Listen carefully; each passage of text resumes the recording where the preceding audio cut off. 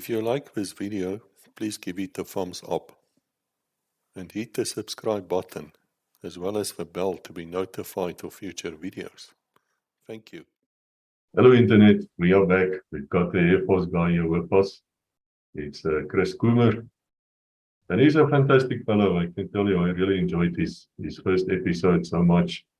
And he's going to tell us just a brief background on what happened in that episode, and then we'll carry on with the rest of his life. It's warm here. I must warn you, if I start sweating and I look like a pig in distress or something like that, I'm not getting a heart attack yet. It's just warm. It's a heat wave in Europe. That happens in summer. It happens every single year. And it will happen next year as well, if there's a next year. And it's good training, as Chris said to me, for my move to Thailand, which will happen before the end of the year, God willing. So what we have here in front of us is typical Air Force, positive outlook on life, combined with an intellectual mind, which is quite frightening at some stage. And Chris, welcome here, mate. I'm really grateful for you. Now let's carry on. If you can just tell us quickly what happened to you up to now, and it's over to you. Good evening, Chris. Good to see you again, and thank you for the opportunity to share my story, to pick up from where we were last time. Before I start, just a very humble and sincere thank you for all the work you've done in not only coming up with that idea, but the amount of time you spend in collating and working through all of this information. How wonderful it is that we have a living library of what truly happened in the time that all of us served in the South African Defence Force and affiliated services in the 70s and 80s and probably early 90s, and a little bit later than that, some of us. So, yeah, I wish I could have some of your weather down here. Another typical Cape weather evening here in Auckland, New Zealand. I know I said the same time last thing we spoke, but round and round it goes. But anyway, such is life, right? So just to pick up, I left off from last chat. I had just been withdrawn off my pilot's training course in the Air Force. So I'd been through my officer training, basics twice in the Army and the Air Force. And then regrettably, I was withdrawn off my pilot's training course, which was on the, actually I still have my logbook. So I looked in my old flight logbook and checked the date. So it was the 26th of May, 1982. And so the Air Force's default position normally with pupil pilots or trainee pilots who hadn't made the grade was you were automatically transferred or remustered into intelligence. So there were quite a few of my peers who had gone in there into that mustering before me, who had been taken off the course in advance or earlier than I had, or had actually voluntarily elected this was not right for them. I did want to note on a personal and very sad point, I was very upset, well, not very upset, but I was saddened to hear that in, I think it was Jacques du Toit's interview, one of his sessions, he referenced some work he did with a gentleman called Jean Botha, who was a commandant in the Air Force. I was a bit upset to hear the guy's passed away from a heart attack when he was in the bush. So JJ Botha and I were together on the same pilot's course. I think JJ elected to do something else. I don't think he stayed on flying. I'm sure he mustered into intelligence before I did, but quite sad anyway that the guys passed on. So there were a number of us who were transferred off pilot's training, and there was a short period while we were at Air Force headquarters before being remustered into operations and intelligence, which we were in due course. And at that stage, we went on to a new training course on operations and intelligence. I think it's actually what they called back then Ops Int 2. So it's actually the second phase of the training. And for some reason, they must have thought it was unnecessary for us to attend the first course. And nonetheless, off we went and started the course sort of around about mid-82. And it was a collection of, or a combination rather, of NCOs, who were mainly what is generically known as ops clerks in the Air Force, and then a tranche or a mustering of candidate officers, including about 5 or 6 ex-pilot candidates, and then some other guys who were in there. I think everybody else was permanent force, with the exception of these pilot guys, because we'd all remustered as national service now. And the course got underway, which was hosted at the Air Force College in Voortrekkerhoogte. And I think personally for me, this was the highlight of my time in the Air Force. This course was superbly interesting. I thoroughly enjoyed it. It sort of ticked all the boxes for me. It was all the things I'm interested in and the things that I had quite a deep desire to learn about. So weapon systems, radar systems, identification of different equipment and weaponry and that sort of thing, but mainly skewed or biased around, the air defense component. And of course, it was also around understanding the application of intelligence, military intelligence, what this is at a base level, and how we go through the different processes and sources to acquire and recruit information, and then taking that information through an evaluation process to output it as timely and workable military intelligence. And it was quite generic in that context. So, we were taught about how the Army in particular uses various methods to acquire intelligence, and how that intelligence is sometimes shared as necessary between the different services. And then, of course, there was a little bit more weighting on how the Air Force acquires it. So we did a high-level overview of the intelligence process, as I've more or less outlined or described. And there were various modules or subsets in that course, which included a little bit of time in the bush and understanding how one would observe or reconnoiter an area. They taught us what to look for, things of importance, how to report them. They also took us through a day or two on model making, which I thought was really interesting. So you're basically making a model of a target, so be it a camp or whatever, or buildings or infrastructure, and you make this out of the material on hand and create a map of the designated target area. And we spent some time on that. We also spent a few weeks back at the Institution of Aviation Medicine, which at that stage also had a training wing for the implementation of a new computerized ops scheduling system, which was being implemented in the Air Force. And I think it was still sort of under beta test. I don't think they'd actually rolled it out, or they were about to roll it out. So the ops clerks in particular spent quite a bit of time working on the system and understanding how to apply it at operational level. We did a little bit of training, the COs, on it, but not much. It was basically a look and see, this is what it looks like, this is what it does, which by 1982 standards was quite exciting, looking at a computer, which is not something we'd readily see. Course went on.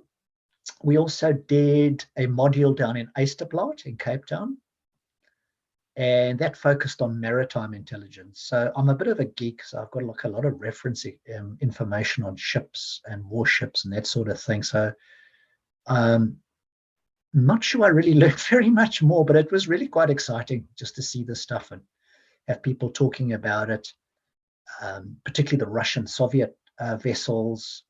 And there was also some reference around photographing of Soviet ships when they round the Cape. They shared some photographs and work that had been done.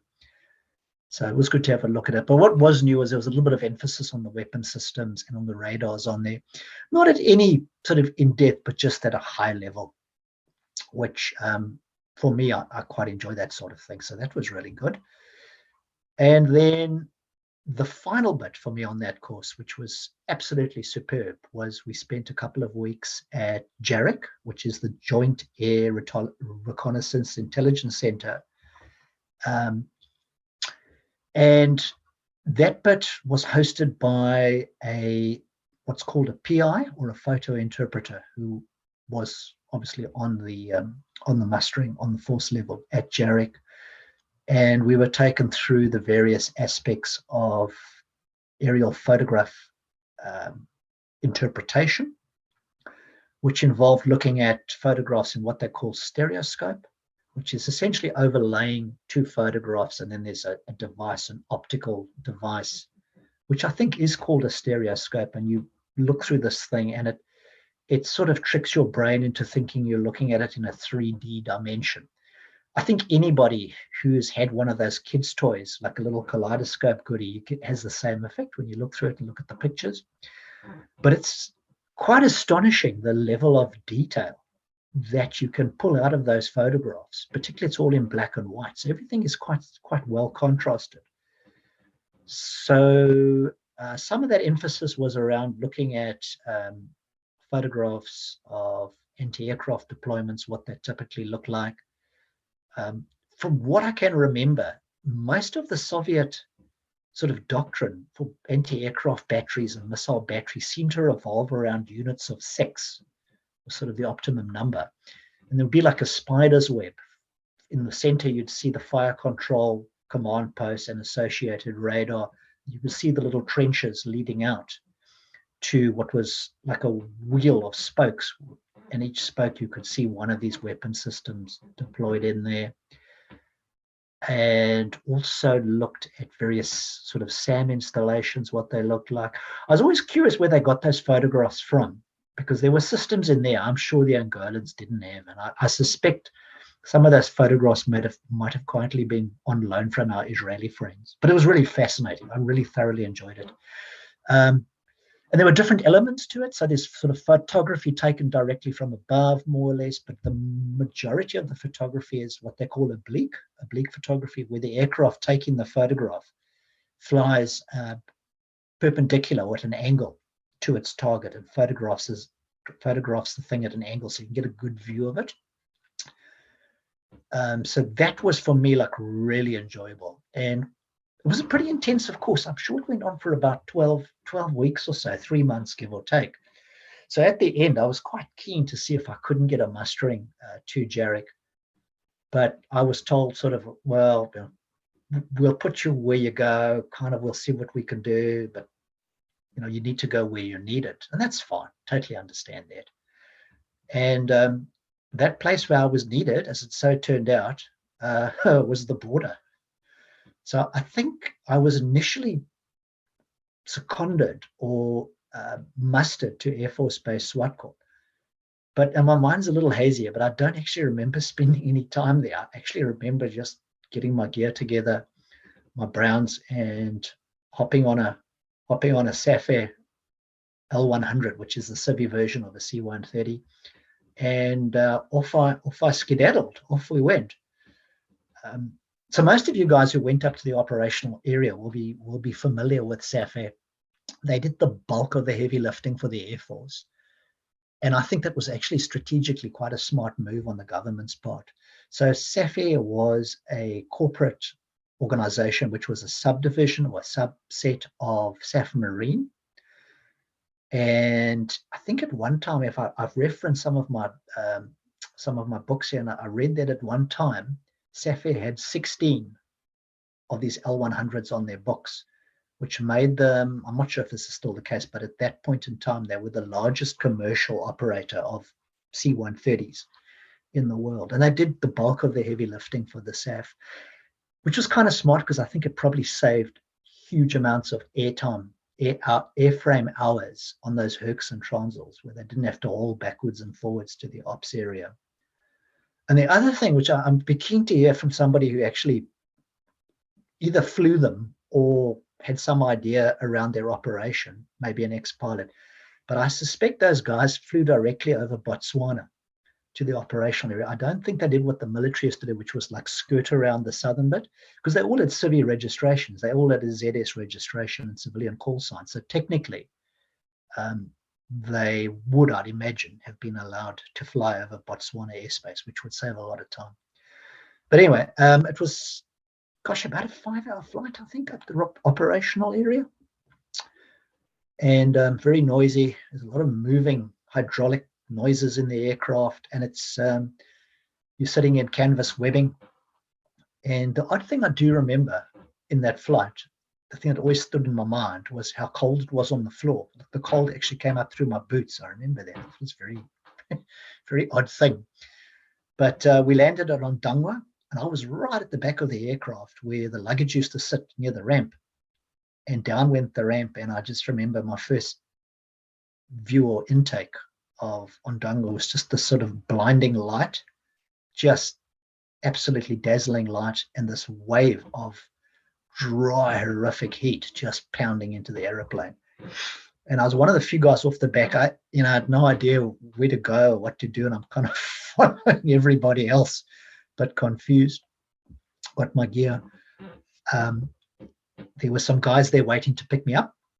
Hopped in a Land Rover or a Gary, and off we skedaddled from Ondangwa to Oshakati. Now, Oshakati was the Air Force command post for Sector 10. So it was known as 10 AFCP or 10 Air Force Command Post. So it might seem a little odd that the Air Force Command Post is not actually situated within the Air Force base at Ondangwa, and that it's actually associated with the Army. But from an operational point of view, it made a lot of sense being located right next door to the Army. Obviously, for joint combined operations, it's essential. So it made a lot of sense. So the 10 AFCP, the actual building or the structure, was pretty new in 1983. I believe it was opened the year prior. It's a large concrete reinforced bunker type of complex. Very comfortable, air conditioning, which is a great relief up there, I can assure you. And the gentleman who was in command of 10 AFCP was a fellow by the name of Colonel Richard Lord, who I can tell you hand on heart is without a shadow of a doubt the most outstanding individual I met in my entire time in the military. Just a formidable man, first-class leader, natural leadership. He, by way of career, had just come out, I think, the year prior from commanding.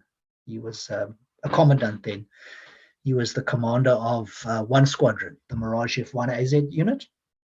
And so he had quite a long legacy with the Air Force. But interestingly, he'd spent several years in his younger years as a jet pilot in the Royal Navy, flying jets with the Royal Navy. And I could have my facts wrong here, but I'm pretty sure I'm right, because I know this guy's written several books. Colonel Lord's written several books, and in one of them, Fledgling to Eagle, which is sort of a history around the Air Force and his time in it, I think he references the fact that Colonel Jan Breitenbach from 3-2 Battalion was also actually in the Royal Navy and was a navigator. I was quite surprised to learn that. And they actually were best buds, which I thought was quite fascinating. I had no idea that Breitenbach was a qualified navigator, weapon system operator in the Navy. Colonel Lord also spent some time in the initial formative years of Top Gun in America. I know he was very humble about it, but I have heard from reliable sources he was actually seconded or requested to come in there, or they rather requested the Royal Navy to assist, because the story I've heard is the Navy had, the US Navy had no real gunnery skills. And they were trying to, obviously, the purpose of Top Gun was to develop and evolve air combat skills. So I believe Dick Lord and I believe some guys from the RAF were seconded in to assist. But of course, the Americans would never, I think, openly go, oh, they were there to help us. They would probably say, oh, no, they were there as guests. But anyway. And then Colonel Lord returned to the SAAF. And as I say, he worked his way through Mirage F1s up the ranks. And when I was there, he was in his second year commanding the Air Force command post. And I think that sort of leadership and natural style, and it is style. Some people have it, just like that natural leadership charisma. It sort of cascaded through the other officers and through the ranks. And the culture of it was really first class. There's just no doubt that it was a very high-performing, efficient team at the top of its game. And I think you could take that command post and it would sit easily, comfortably alongside any air force in the world in terms of being efficient and effective at what it did. And I know some of you will go, well, how do you know? Because you haven't served in any other air forces. And I think the one deciding definitive point of difference between the South African Air Force and everybody else, with the exception of the Israelis, was a thing called combat experience. So I think that's the point of difference. But it was a slick, well-oiled and efficient machine. Did its job well. And there weren't a lot of guys mustered to the command post. I would say there were probably, at a push, there were probably 20 to 24 guys, tops. It was a small unit. So I was seconded to the intelligence side of that 10 AFCP. There was another splendid gentleman there in command of the intelligence component called Johan Opperman, Major Oppies. He was a captain then. Everyone called him Captain Oppies. And he was really exceptionally skilled at his craft. First-class intelligence officer, very quick with advice and to help and assist. He was an excellent mentor. We all learned a great deal from him.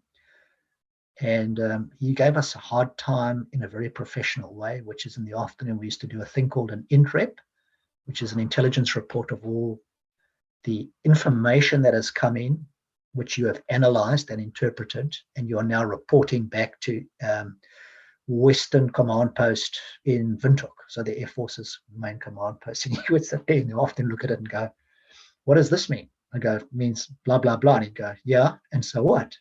And I'd go, well, I think it means this, this, this. And he'd go, yeah, so what? And then after a very short while, you got to learn to second guess it. And you save yourself a lot of angst by just working it out yourself. With the two of you, your peers, you'd sit there and try and think what he would ask to try and jump ahead. But it was good. It was a very good process. You learn very quickly. And it's really interesting work too.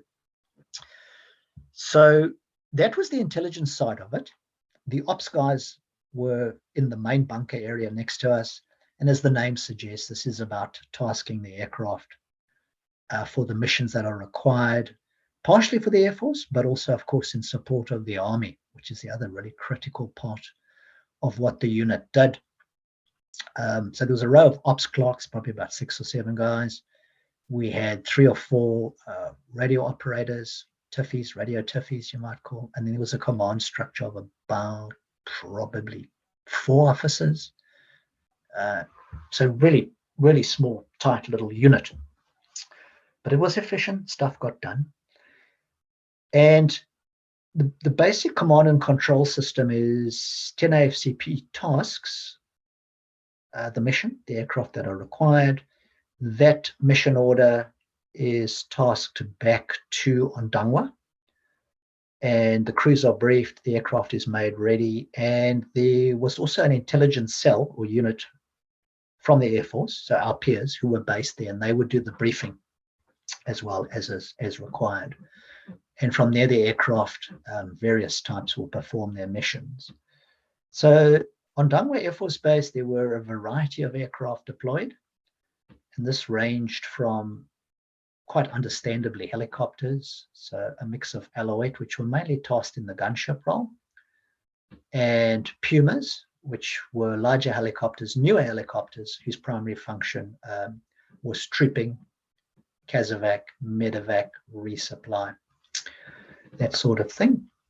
And flanking them was a fixed wing component, perhaps, half a dozen, 6 to 8 Impalas would be there, mainly Mark IIs, which are the single-seater combat version. But I seem to recall there was a Mark I there as well, which is the 2-seater version. And I'm pretty sure Colonel Lord on one occasion went over there to stay current. He used to fly occasionally. I'm pretty sure he took it for a spin when I was there, I remember. And then, of course, there was a light aircraft component with a mix of Kudu, light aircraft transports, and Bosbok spotter aircraft, which were used, obviously, as the name suggests, as spotters, but also largely in the Telstar role, which is to act as a radio relay asset So obviously VHF radios, it's line of sight. So one of the things people will remember who've been there about Oshakati is it's very flat, extremely flat. So you've got limitations on radio signals. So the Bosboek's quite handy because it's elevated at altitude, so they can relay the message back to from the front line or from ever that sender to the final recipient of that message, and then vice versa. So that was largely the role of the Bosboeks. And I think when I was there, there was one lonely, solitary old DC-3 Dakota.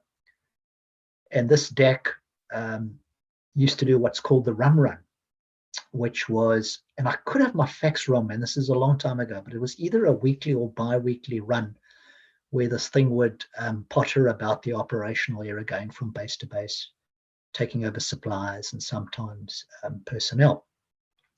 So that was the composition of the aircraft. It wasn't a massive number of planes. There weren't that many there. And in the morning, we would get a report from Ondangwa, which was called a mayfly. And a mayfly is essentially an operational report. So it's saying, hey, we've got these aircraft serviceable on the line. They may fly for the day, hence the name mayfly. Now, I've got a personal request I wanted to send out to anybody who was in ops on the border in that either 10 AFCP or Ondangwa.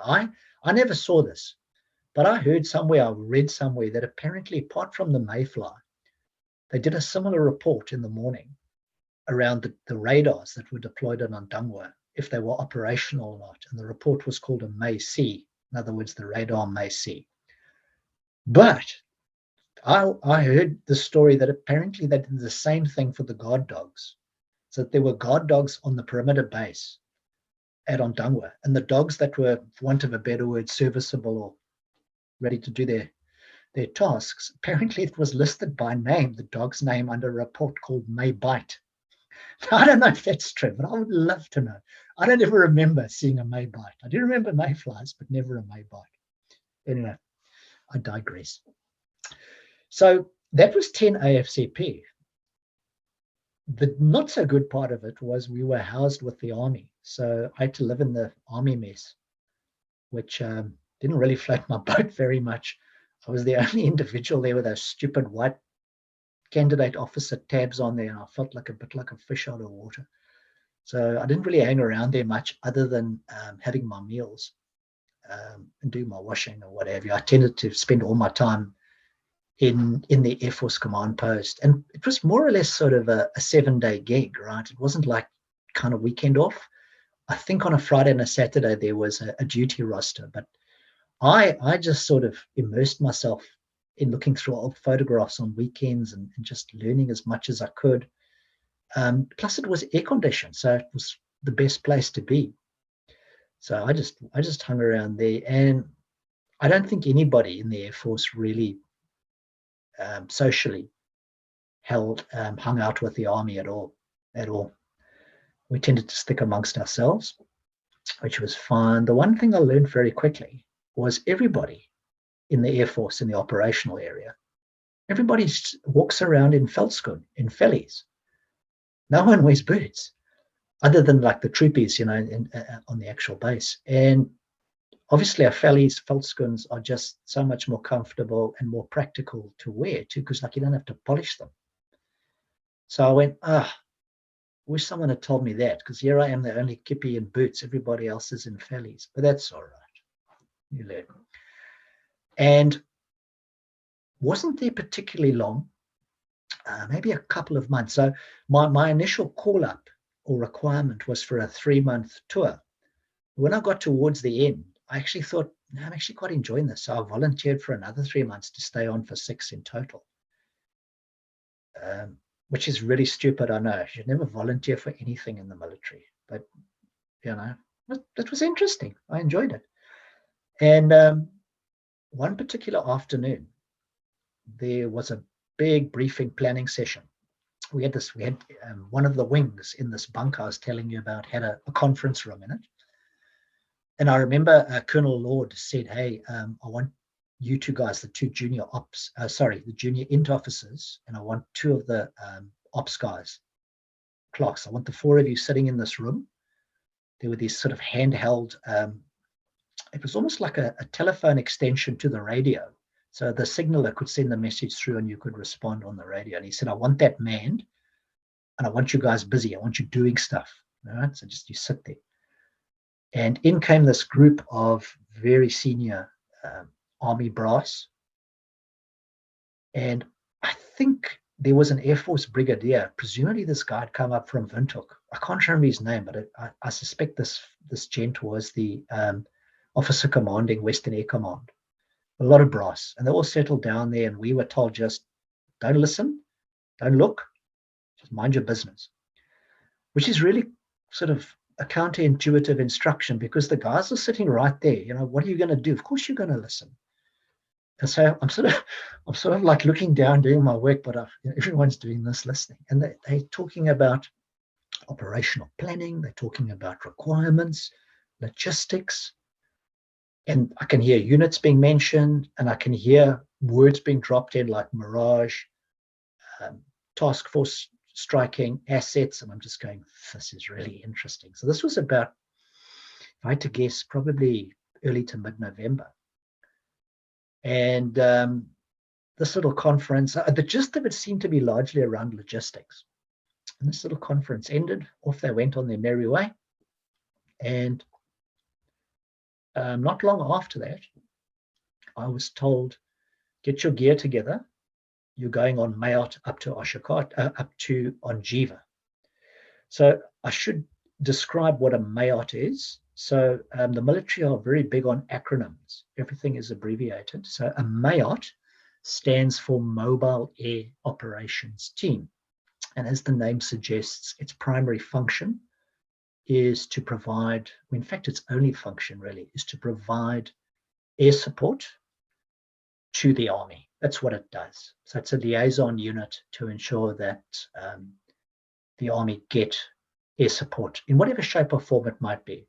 It sounds very exciting, but the bulk of it is really around logistics work, bringing in supplies, trooping, CASEVAC and MEDEVAC as required, is the gist of it. Of course, the other really important part is the strike element, which is typically gunships, Alouette gunships. I should point out here that the Mayotte is largely an administrative function. It's not tasked to actually manage and control airstrikes. That's done by forward air controllers, who are essentially specialists in the role in the Army. And it's something that the reconnaissance regiments are very well versed in. That's sort of what they do. So their job is to direct the aircraft to strike the target in a way they require, at the time they require it done. This may sound like a very easy routine thing. It is exceptionally difficult for a variety of reasons. But anyway, the Mayotte is designed to run this operational team to support the Army. And basically, or essentially, wherever the Army goes and a Mayotte is required, one is tasked to join the Army. So I got my gear together and reported back at Ondangwa and hopped into a Bosbok, which was one of the little spotter aircraft. It was the first time I've been in one. And again, my mind's a little hazy, but I'm pretty sure they made me put on a parachute, which didn't instill much confidence in me. I was sort of like, okay, put this on.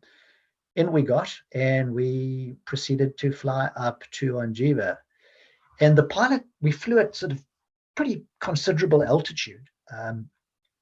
And we arrived at Ongiva, which is about 40 kilometers into Angola. And we orbited around the airfield. And the thing I forgot to mention is when you come into Ondangwa, into the operational area in an aircraft, transport machine, you're normally coming in sort of probably close to 20,000 feet at altitude. What they do is they enter a very pronounced spiral dive from altitude very rapidly, and this aircraft descends at great pace. And the principal reason for it is to avoid a SAM lock. So the enemy used to have teams equipped with a shoulder-launched SAM missile. It looks a little bit like a bazooka. It's called a SA7 or SAM7, it's colloquially known as. And when the aircraft enters the spiral, obviously the spiral, there's a column of exhaust heat intermingled, which makes it very difficult for the weapon to lock, which is why they used to do this. So the Bosbok, of course, once we flew up to Ongiva, did exactly the same thing. And this was like a roller coaster ride. It was really exciting, quite enjoyable, because you've got a brilliant sort of sense of visual reference, because the cockpit area is just all glass. You get a great view of it. And man, it was great fun. I really enjoyed it. So landed at Ongiva Airport. So Ongiva is actually quite a sizable runway. It's a sealed, tarred runway, surfaced. Very good condition, I should add. I think after the SADF captured it in 81 during Ops Protea, I think they spent a considerable amount of time repairing and enhancing the runway. It was in really good nick. And it's a long runway too. It's about 3 k's long. So pretty sizable.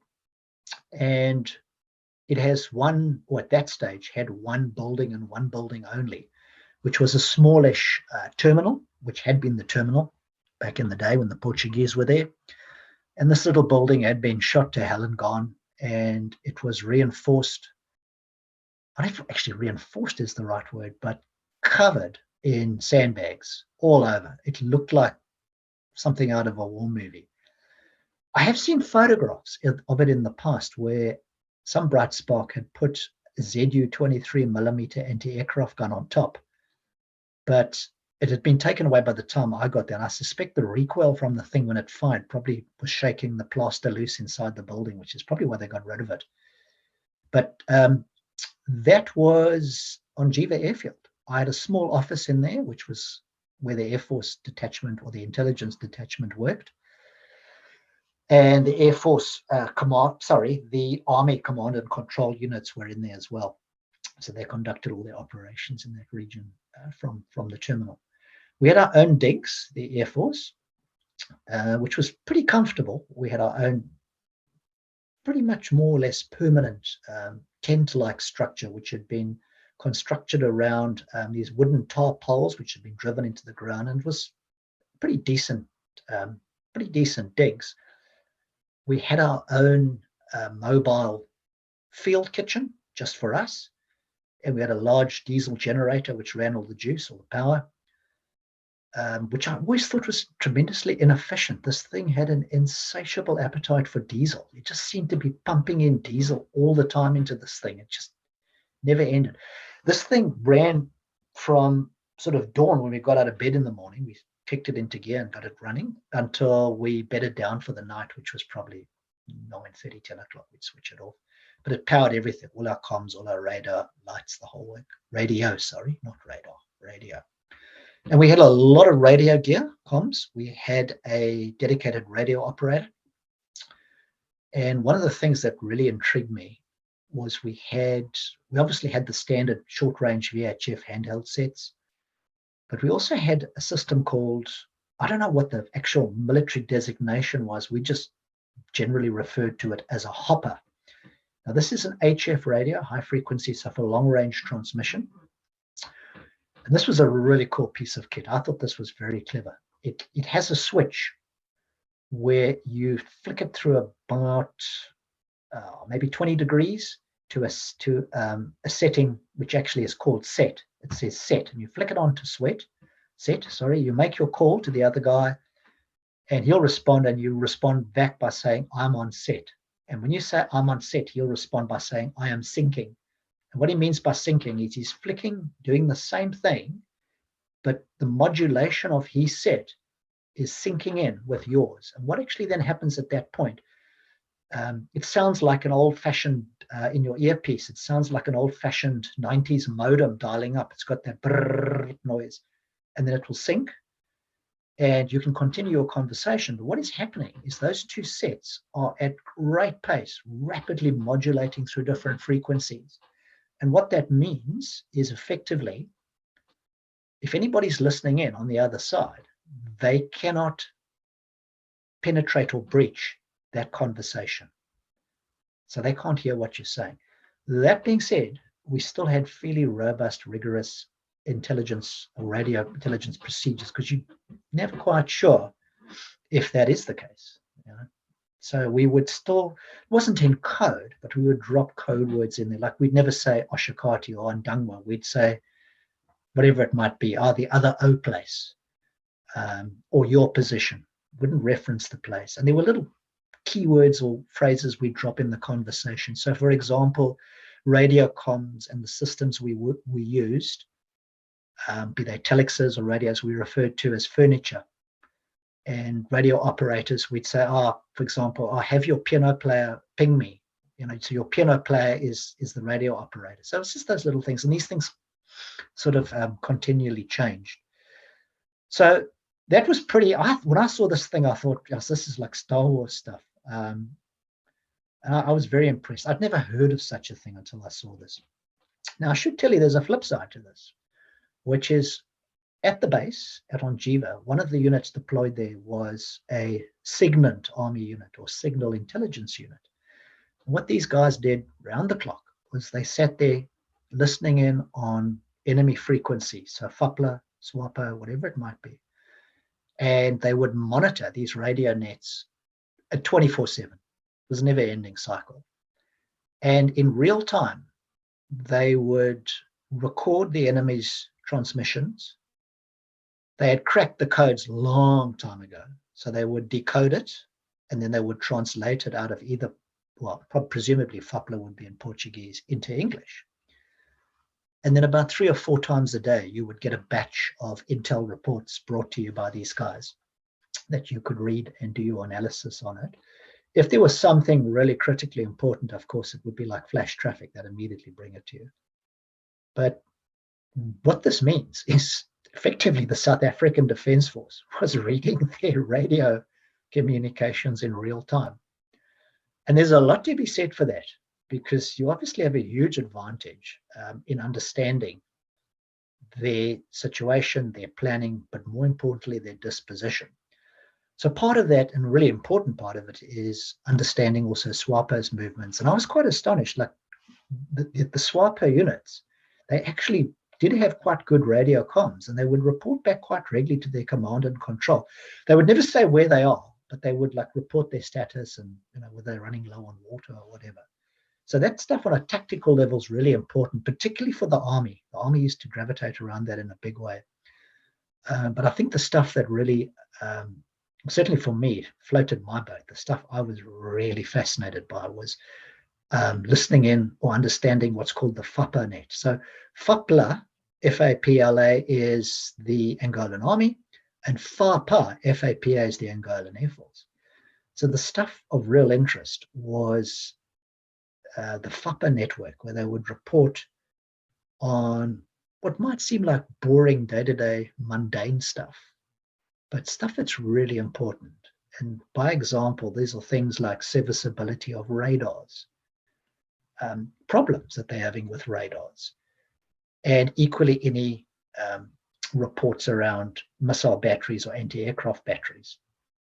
And that stuff is critically important, because with that information, with time, you can build a very comprehensive picture of their air defense network over various regions. And I will say this much, a lot is said about how useless FUPLA were, and like, you know, they got a caning and hiding all the time, which is true. But I can tell you without any shadow of a doubt, the one thing they did do well was air defense. They had a very comprehensive layered air defense. And I'll tell you this much, they had damn better air defense than we did. I could be wrong, but to the best of my knowledge, the South African Air Force had only one radar element, which was at Ondangwa, which I think comprised 2 search radars and 1 height-finding radar. I think there were only 3. These systems throughout southern Angola, the place was littered with them. And the one thing I always thought they did pretty well, FUPA, the enemy, was they layered or overlaid their defense network. So, for example, you'd have a setup of radars over a particular high-value target area. And there's various different radars which have got different. We always reported this sort of in NATO, the NATO code names, NATO reporting names. So some of the usual suspects there or candidates was a thing called a bar-lock radar, which is a generic search radar, and it would typically always be coupled or slaved to what's called a side net radar. And a side net is a height finding radar. So you blend or merge these two systems together, and what you get is you get on a target, an aircraft target, you get range, you get bearing, speed, and height. And those two were kind of, I call them the usual suspects because they were ubiquitous, they were everywhere. But it would be layered with other radar systems. And there were systems like a spoon rest. And you'll forgive me, I'm going to have to reference my notes because I don't remember all of these things. And there was another system called a flat face. Now, those two systems did pretty much the same thing as a bar lock. They were search radars. But the bit that always got our attention and interest was those two systems are also specifically designed to be slaved as search radars to SAM systems. And I can't remember which one was which, but the one was designed to support an SA2 SAM system, and the other one was designed to support an SA3, the GOA system. And then on top of that, there's a thing called a low blow, which is a fire acquisition radar, which guides SAM3 missiles onto its target. So you can be pretty sure if there's a low blow radar in that network, sure as eggs, there's going to be SAM3s there. I should also add, like the missile systems themselves were very layered. They had great depth in missile systems. So some of the more primitive stuff that's been around since the early 60s include the SA2 SAM2, which was used extensively in Vietnam, and its cousin or younger brother, the SA3 SAM3. The SA3 was principally the one that was deployed in the region where we were active. So the Angolans called it the 5th Military Region. That was their code name for it. And it's bordered obviously on the southern side by the border with Namibia, but on the northern side, it's bordered by a very long railway line that runs from Namib, which used to be called Mossamedes in Portuguese time, on the coast. And this railway runs all the way through the main provincial town called Labongo, which is a sizable airbase. And it continues all the way out in the east to a place called Ondangwa, where it terminates. Now, Ondangwa and Labongo and Namib had air bases, and those areas were all quite extensively defended with various SAMs. So apart from this large SA3 system, there were other shorter range systems also infused into the structure or combined into this network. So this starts right down at the bottom with the basic old humble SAM7 shoulder launch, but included other systems.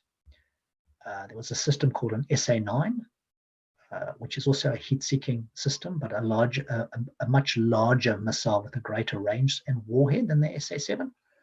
And the bit that everybody was poop scared of, if you're a pilot, is a system called an SA8, NATO codename Gecko.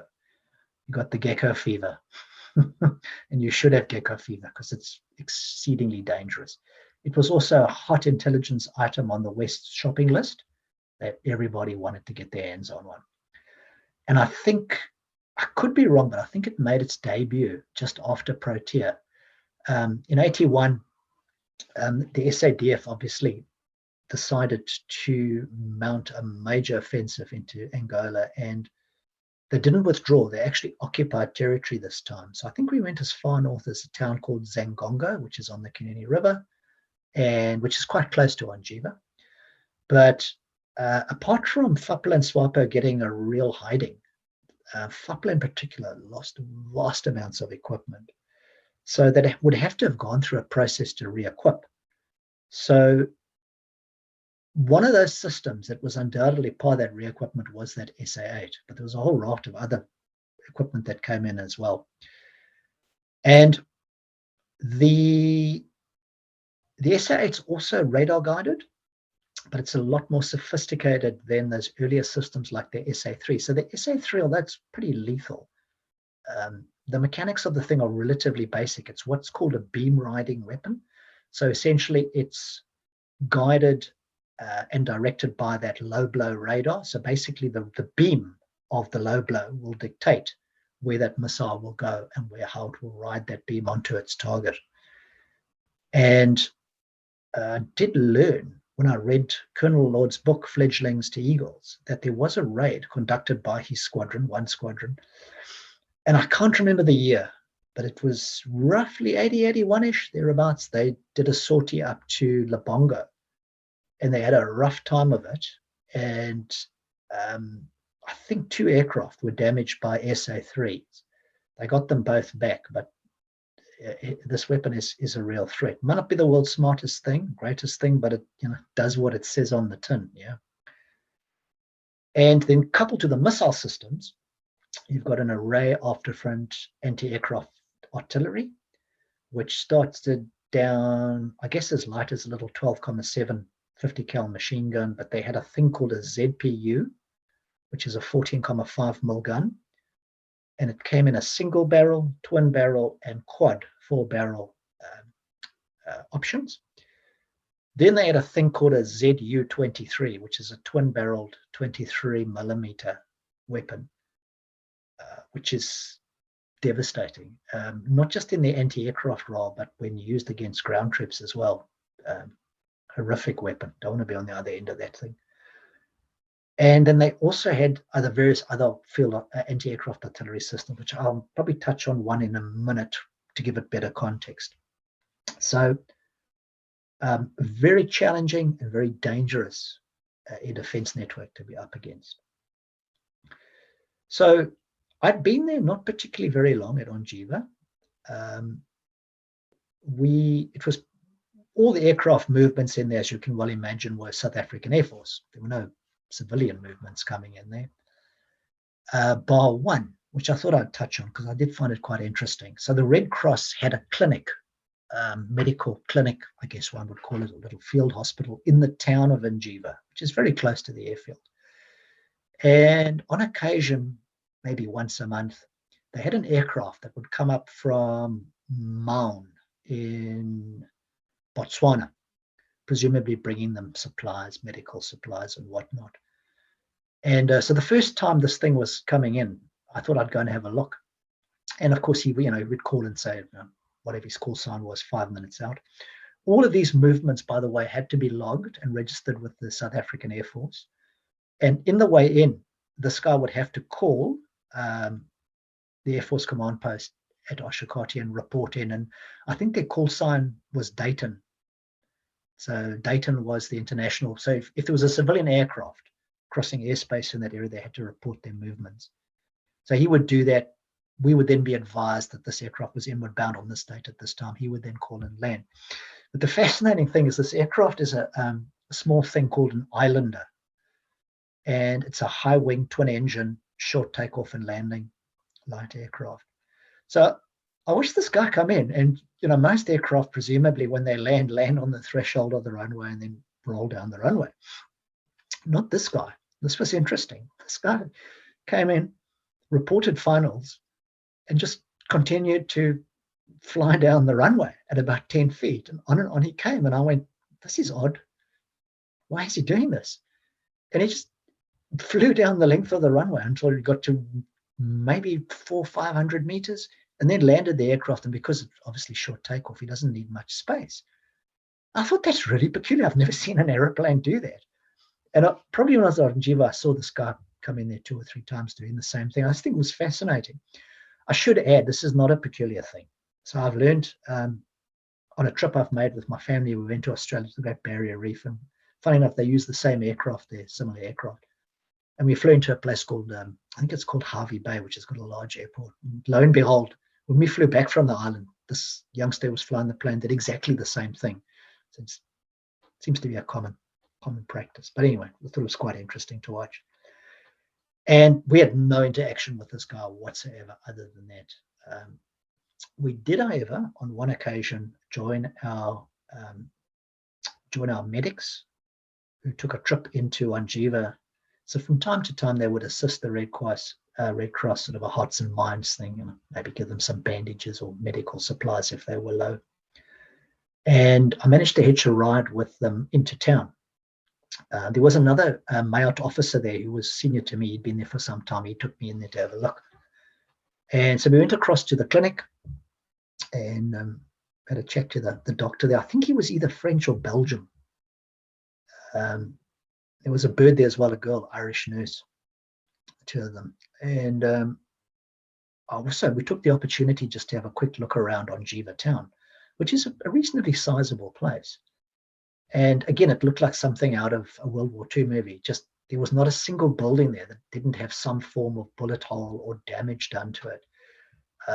Quite sad. The place is just a mess. Everything of value, be it furniture or anything you can think of, long gone.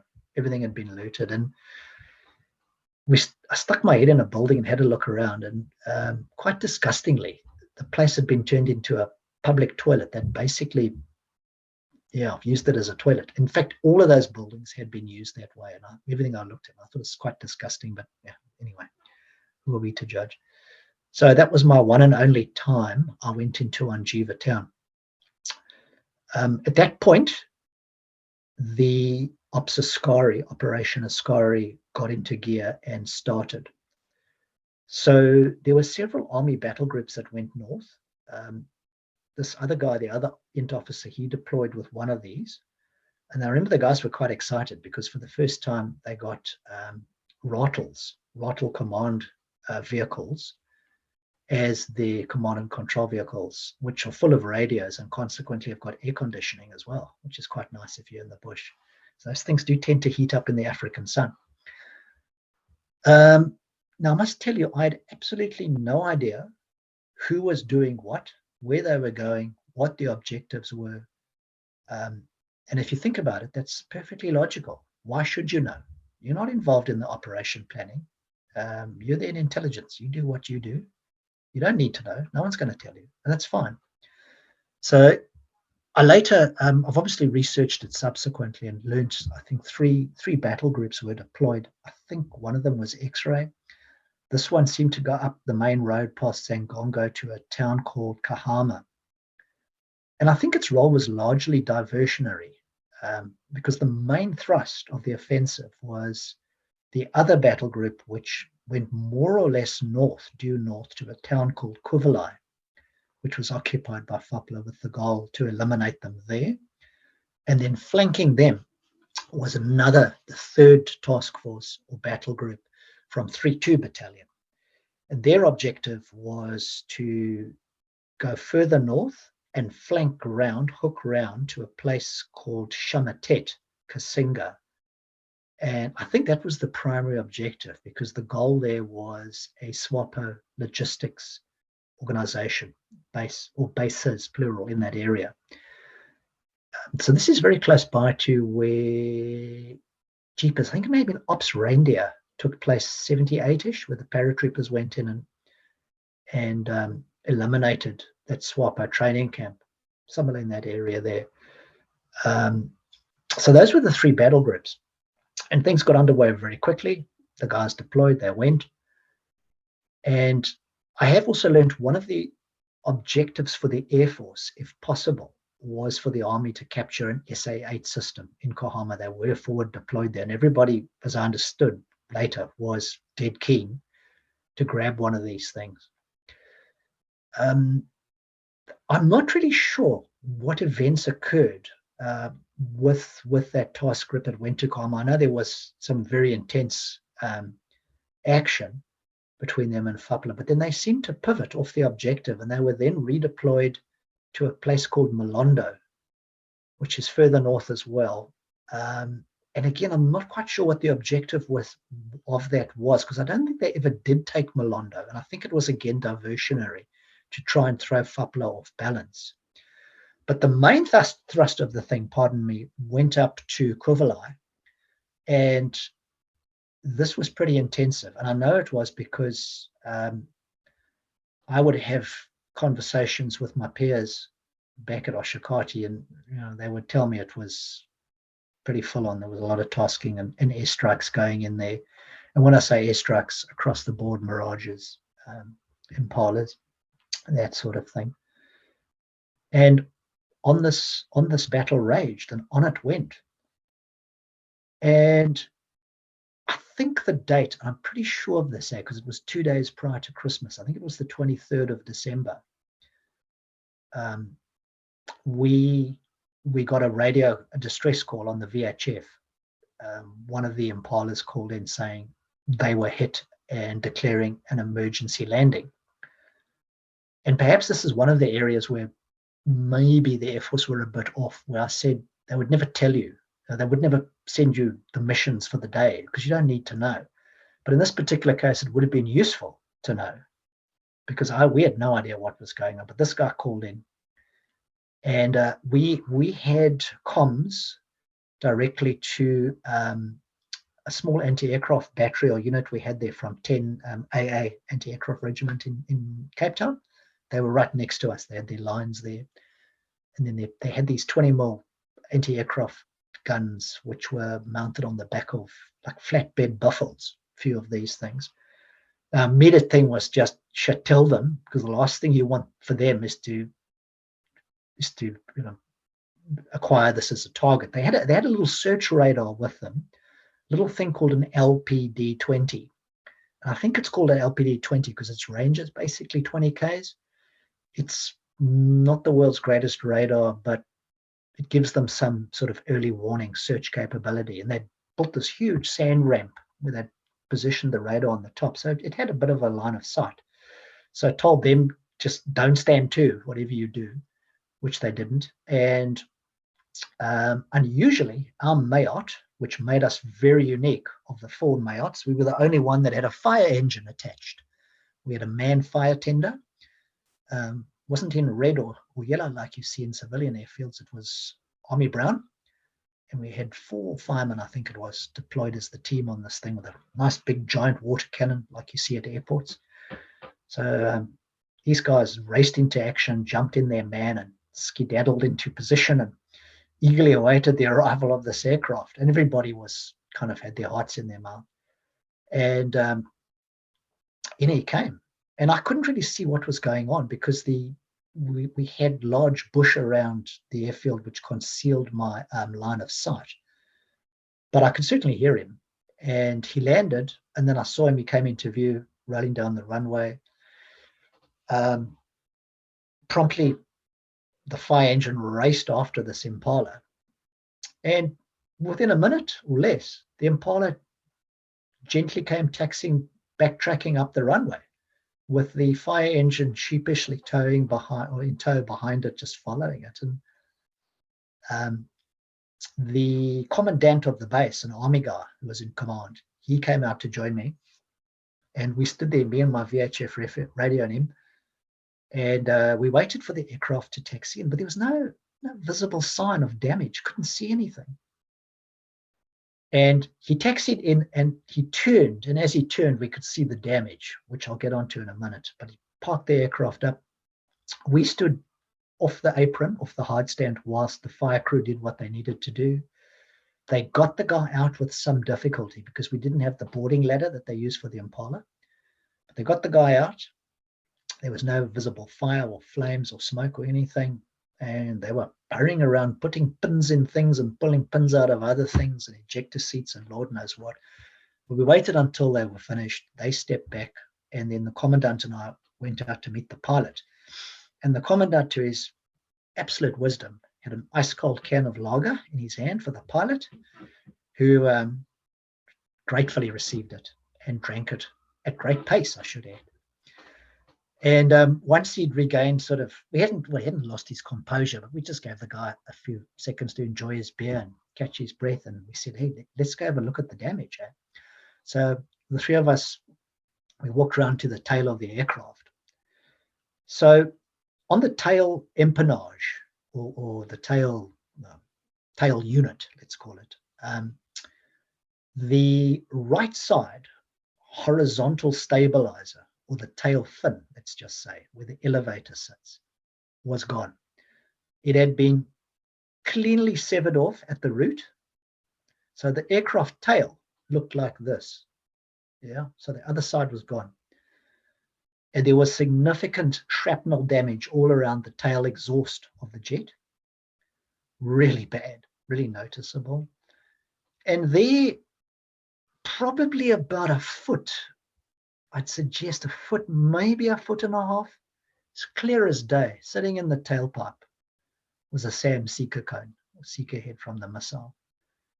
And clearly the warhead behind it had quite obviously detonated, hence the damage. But you could, more or less intact, you could clearly see this thing. And me being me, my instinct was, hey, let me pull it out. And the pilot's like, yeah, maybe not, eh? Not a good idea, don't touch. So we just stood there having a good old gaze at it. And we were all of the opinion, or rather the pilot was of the opinion or of the view that this was an SA-7, a SAM-7. And he said, yeah, no, he said, Neil Smankies, this other guy, he said, copped one up the butt about 4 days ago as well, but it got back to Ondangwa.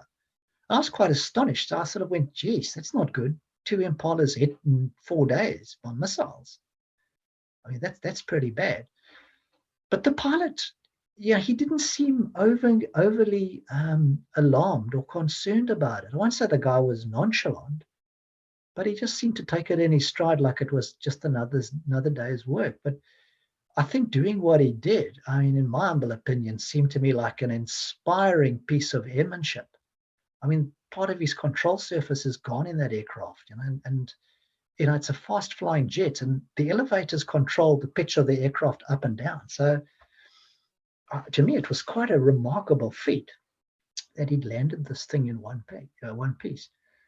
And he'd barely had a chance to finish his beer when a Puma, which was operating in the area, had been tasked in to come pick him up, and off he went. And I think round about the 27th or 28th, they sent an aircraft in. I think the Transvaal came up from Grootfontein with some tiffies, and they took the wings off and put the thing into the aircraft, presumably to fly it back to South Africa for repairs. But it was quite an exciting little event. And Askari went on. We had Christmas Eve rocked around. I should tell you, my parents had sent me a parcel few weeks earlier, and in that parcel there was an Escort tinned ham. And so we decided, no, we're going to stash this for Christmas Day. This is going to be our Christmas lunch. And we'd stashed a few T-bone steaks in the freezer as well. Christmas Day we had that, and all the greens and trimmings that you get out of the tins. And I think we managed to score a couple of bottles of wine from the Salwi truck there. We bought a couple of bottles of vino. We had a very enjoyable Christmas lunch, which was nice. And on New Year's Eve, that Army Commandant I was referring to, he hosted or organized a little dinner for the officers in one of the tents, their mess tent. We had a few drinks and a bit of a, I won't say a party, but we had a few dobs and nice sort of semi-formal meal as best as the cooks could prepare, which I thought was a really enjoyable thing to do. And at that stage, I was the only kippie on that base with those stupid white tabs on my shoulders as a CO. I think I mentioned your course as well. Like on the Air Force hat, we used to have that white band around it as well. So I refused to take it up to the border. I just took my bush hat because I didn't want to walk around with that plastic ring around my hat. So, and also it's not practical, right? You can walk around with a bush with an Air Force hat. So I just had a bush hat. But that evening, we had a good evening. It was great fun. And at midnight, I think the guys shot off a couple of flares or whatever, wished each other Happy New Year. But then, as soon as we finished that, the commandant said, hey, got a very important piece of business now. We want to welcome a new brother officer to the ranks, even if he is in the Air Force. And he actually took off the white little plastic things, and he put my pips on. And he knew I had them because I used to always joke about going, yes, I've got these bloody pips. I'm not allowed to wear them. And he said, give them here. And I gave them to him. And he obviously did that evening. And that was really nice. Everyone congratulated me and the evening was good. And right up to the point where this poor guy, one of the guys started, in his drunken stupor, started giving a speech about we should stop and think about our brothers and colleagues up here and fighting in the bush. And here we are drinking and having a good time. And, and I thought, oh, well, the oak has a point. We should spare a thought. And as he's saying these kind of, I suppose, kind words, this other guy next to me, just what went down couldn't stay down, and up it came. But it was quite a serious moment, right? And everybody was sort of listening carefully, and this guy did his very best to suppress it. But it came out sort of through his teeth like these jets of it. And it was just, the guys around, we just burst out laughing. And of course, at that point, he just couldn't hold back, and up it came, which kind of was an odd incident and probably put a damper on the evening. But nonetheless, I can tell you there were a few sore heads on January the 1st. Word got back to, I think, Major Oppies that I had my rank on. I got a stern rebuke and I was told to take it off, which I did. I could put the stupid plastic tabs back on my shoulders. But a few weeks after that, a week or two, I actually got my commission. So the pips went on there. So I felt a bit better about things. Also at about this time, another little embarrassing incident. Kuvalai, the sort of had just fallen. We had just captured Kuvalai and the operation was starting to wind down. And on that day, a couple of Pumas came up from Ondangwa, and on them were some brass, including Colonel Dick Lord, the CO. So they were, I think they refueled first before going further north. So Colonel Lord walks up to me and he goes, "How are you?" And I went, "No, I'm good, sir, thank you." And he said, "Oh, how's everybody else? How are things?" And I went, "No, it's good. We're doing fine, thank you, Colonel. Thanks for asking." And he said, "Okay, so you're okay. Everybody else is okay. So I'm curious, can you tell me why I'm holding this letter in my hand from your mother, who wrote to the Chief of the Air Force, who sent me this letter wanting to know if you're still alive and why aren't you writing?" And I went, "Oops, sorry, Mom." And he was the Murin with me, but not like Murin, like Officer Murin, but like, like a fatherly chat, And he said to me, people are worried about you. People care about you. And you do have a duty to write home. So he said, "I'm going up to Kuvala. I'll be back in 2 hours. When we refuel, I expect to see you on the hard stand with a letter in your hand, in an envelope. I'll give it to Major Oppies, who'll post it home for you, to your mum. And by the way, from now on, every week, you'll send a letter to Major Oppies to your mum. Okay? No ifs, no buts." Which I did. Anyway, a bit embarrassing, but one of those things. And I got myself to blame. I should write home. It is important. So Askari wound down to an end. And we were regularly ferrying Pumas up and down there, picking up bits of gear and bringing stuff back and taking supplies up, essential supplies. So one day I had nothing to do, so I, as a rule of thumb, whenever I could, I would hitch a ride in any aeroplane going anywhere, doing anything, because I really enjoyed it. So I managed to hitch a ride with one of those two Pumas that were heading up to Kuvala, and we flew up there. It's quite far north. It's quite about 50 minutes flying time from Ongiva. Landed there and had a bit of a walk around the place. Not much to look at, very small little hamlet. And that passed. We did what we had to do, opted in the Pumas. And on the way back, we had a separate mission to pick up some forces in the bush. And whenever operating north of the cut line, the Pumas in those sort of missions would always have Alouette gunships, Allows, tasked for top cover air support. And the thing that is quite amazing, it's like, it's this flat countryside. It's just bush everywhere. It's just green and it's flat. And it always amazed me how these guys, through dead reckoning, managed to arrive at the exact same spot at the time required. And we got there dead on cue. The Allies were already orbiting. They'd got there 5 minutes earlier. So the aircraft I was in, we joined that orbit, the three of us going around, whilst the second Puma descended onto the ground. And I could physically watch and see these guys boarding the aircraft. And there weren't many, I would guess 6, 8 guys maybe at a push, but it was very quick. Just they were in aircraft airborne. The whole thing from wheels down to airborne was probably 30 seconds. I kid you not, quick. And then we ferried back to Ondangwa, to Ongiva to land. And I think the Pumas could have gone on, but I think the Allies had to refuel and they had to also debus the troops. So we climbed out and these army guys got out and they were black troops with the exception of 2 of them who were white. I assume the junior leadership element who had the black is beautiful over their faces. And I didn't recognize the uniforms. I thought at first they were 3-2 battalion because they were like camoed. But I thought, I don't think that's a 3-2 uniform. And they look like gooks. They look like, oh, shit, can I say gooks? Sorry, they look like the enemy. This is another funny thing. The army never used the word gook. We used to say gook in the Air Force all the time, which I later learned the word actually stems from Rhodesia. Apparently the Rhodesians used to call them that. But then I only later realized it's actually a Vietnam term for the Viet Cong, gooks. Anyway, I shouldn't use the word, it's a bit derogatory.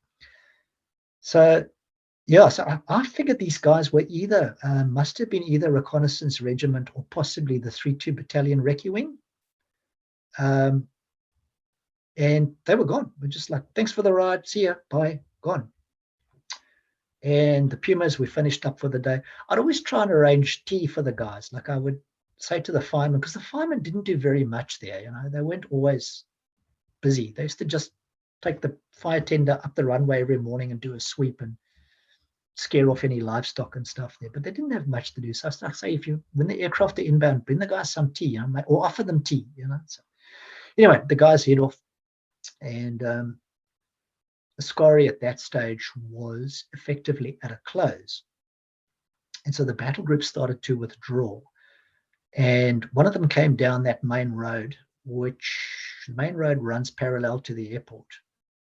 And we went out to watch the convoy, but the stuff I really wanted to see, and I hadn't been expecting it, it was just quite a pleasant surprise, was this convoy of captured FAPLA equipment. And on it came, and there was no end to it. Truck after truck, vehicle after vehicle. And virtually every single one of those trucks, not all, but the vast majority, had some payload, be it stores or equipment or ammunition or food. And many of them were towing some type of ordnance, field artillery, anti-aircraft artillery. And I stood there like a train spotter, identifying and calling them off as I went past, going, that's a ZIL 151 truck. That's a GAZ 66 truck. That's a Ural 375 truck. That's a BTR 60. That's a BRDM2. Just, like a kid in a candy store. Because I'd never seen this stuff in the flesh before. And to me, it was interesting, fascinating. And some of this, to give you context, just how much of this stuff was, this convoy just went on and on. Some of it had to stop to debus because it was getting dark for the night. And they some of it logged in overnight at Ongiva, at the airfield. And there were systems there, weapon systems that we had not seen before, and that these were deployed against the South African Army and Air Force for the first time. And some of the more notable systems there was an artillery field piece called a D-30, which is a 122 millimeter field howitzer, quite a gutsy bit of weaponry. And there was a battery or 2 of those.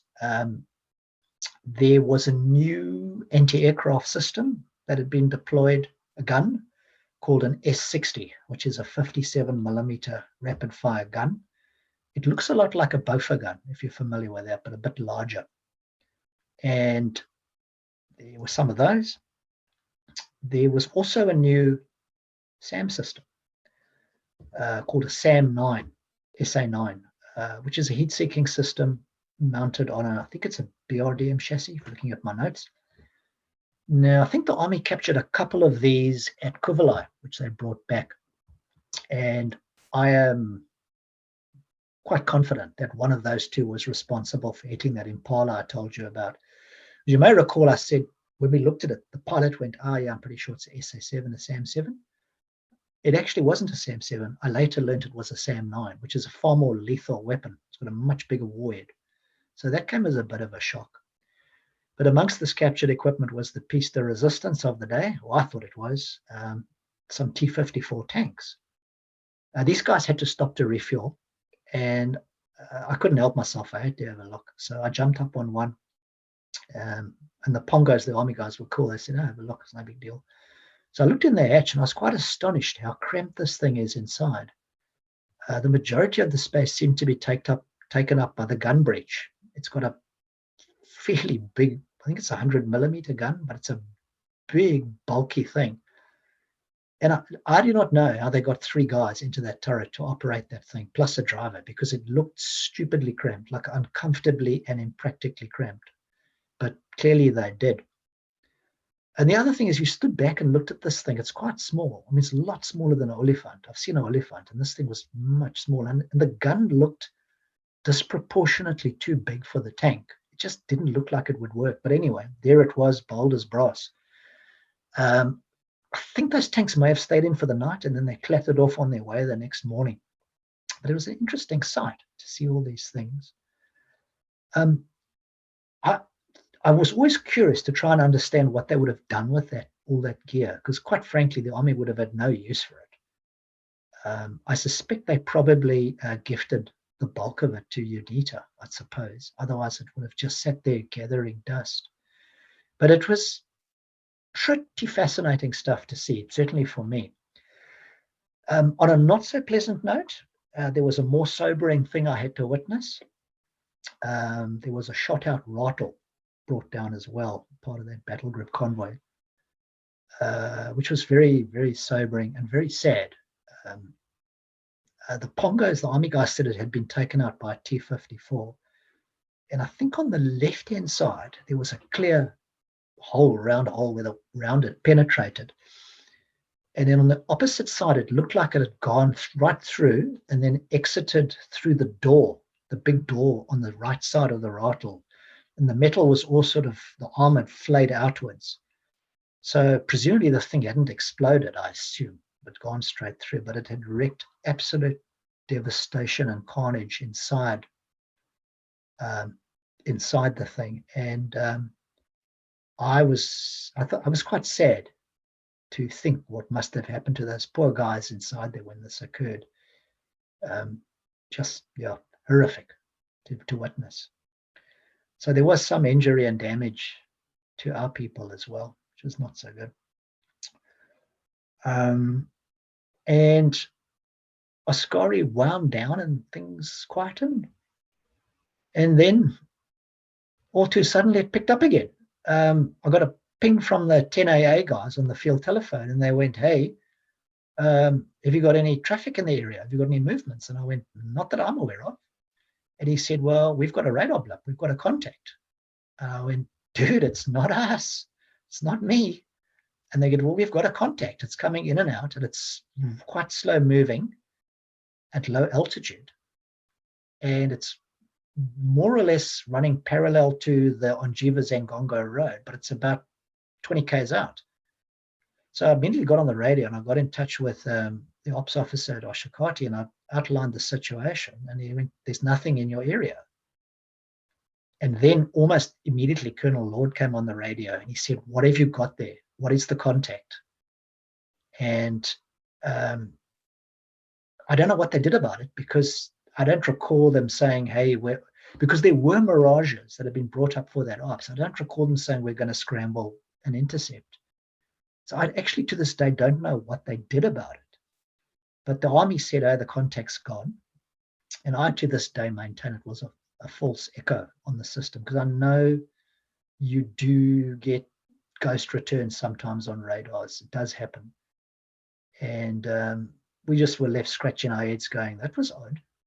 But I think they took it very seriously, because within a few days, they brought up a battery of twin barrel 35mm guns, which were also, I think these dudes were reservists. I think they came up from Cape Garrison Artillery, which is part of 10AA, the Citizen Force unit.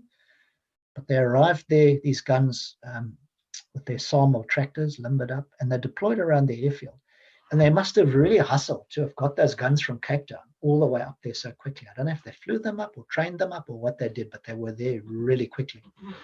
So I think some of them may have also gone up to Zangongo as well, but certainly the bulk of them were deployed around the airfield. And yeah, it's fascinating stuff. Me being me, first order of business is go and have a look, talk to the gunners and check them out, and very, very impressive weapons. And so it's a rapid fire gun, but when I say rapid fire, it's like a machine gun, but it churns out these 35 millimeter rounds. It's really quite impressive. And on one evening, the guys did a shoot, and the Pongos, the army there, fired up a mortar, a parachute flare, settled in the air, and these 20 mil guns they had a go, which was pretty interesting. Da-da-da-da-da, off they go, but a tracer, flare burns out. A few minutes later, up goes a second flare. And two of those 35 mils had a go. And it was like something out of Star Wars. It was just like this red laser beam of light and this deafening scream noise. It sounds like, it doesn't go ba-ba-ba-ba-ba, it's just a screech, single scream, like a million pieces of paper being torn. And it's really loud. And the shells have got sort of like a proximity fuse or a time fuse that after when they reach maximum range, they explode, which was really quite awesome to watch, because you could see in the distance in the sky, there's this carpet of little shells exploding. So that was a real treat. Thoroughly enjoyed that. But the false radar echoes were just that. They never returned and nothing eventuated, which was good. The only other thing of interest was we lost a Puma at that time. It went down, I think they were either dropping off trips or picking up trips, and there was a mechanical failure and the aircraft crashed. So they brought that down, I think on a SAML 100 or a Quairfall 100. So I managed to have a look at that as well, completely burnt out, but fortunately nobody was injured or destroyed. And I think, it's just an observation I'd like to make, that the enemy, like FAPLA, never seemed to place the same degree of value on their equipment that our people did. Now, if we lost something, there would be every effort made to recover it. And FAPLA is just, when they retreated from Kuvula, you would think the logical thing to do would be get in the truck and drive away as opposed to walk. It just seems more practical, but they just abandoned everything, which I thought was odd. Needless to say, of course, all this stuff would have been rapidly replaced from the Soviet Union. But I did think, just as an interesting point, one of the things about the Angolans, which was very different to other Soviet satellite nations or nations that were within the communist Soviet order of interest, they didn't get gifted stuff from the Soviets. Yeah, sure, there was some stuff gifted, but the bulk of the equipment, they paid for it. So their position was relatively unique. Them and Algeria are the only two nations I know that were under the Soviet influence who could pay their way, and they could pay for it through oil revenues. So you can see how this would play out well for the Soviets, because they're getting hard currency, cash, but also this is nirvana for Castro. He looks like the hero because he's here coming to Africa to assist his brothers with his Marxist ideology. But also, more importantly for Castro, there's a socialist economic problem taken off his shoulders. He's got 50, 60,000 young men in there, which he doesn't have to find jobs for in Cuba, which he couldn't because there aren't any. And the best part of it is the Angolans are paying. So why wouldn't he send 50, 60,000 guys in there? And most folks are not aware of that. It's not just this bottomless pit of Russian stuff being sent there. The Angolans are paying for it. It's an interesting point. Anyhow, that was more or less the end of Askari. And the days went by, weeks went by, nothing happened until I would guesstimate, must have been towards the tail end of February. possibly early March, we got word to demolish the entire base, and we were withdrawing, we were told. And the army were like beavers, hey, they just got to work at great pace. Just everything, every structure or building of consequence was demolished, and everything was loaded onto flatbeds and taken away. Any building material that could be used, the sandbags were all emptied. Don't know what they did with the bags. Presumably they took them back, but everything was demolished. We had a large bunker which served as our sleeping quarters. Demolished, emptied the sandbags, took the bags away. We had I guess you'd call it a carport, like a large carport or an afdak, where the fire engine used to be housed underneath. So the firemen tried to demolish this with the guide ropes from those army tents. We jimmied a couple of those around there and accelerated, but the ropes kept snapping. So the sergeant just went, oh, screw it, let's put it in reverse, and just basically flattened the whole structure with this man truck. And the army came and took it all away. And gosh, they did this at great pace, man. I would suggest no more than 2 days they were done. And then this large convoy of Defence Force or army vehicles lined up outside the road, outside Ongiva, all kinds of mannerisms of vehicles and things. And they were gone. And that was that. And the convoy rolled. And left behind were the three of us, myself, the Mayotte, myself, our major, and our wireless operator, the three of us. And we had a small protection element, probably I would guess a platoon or so. I think they were 101 battalion. They were troops of color.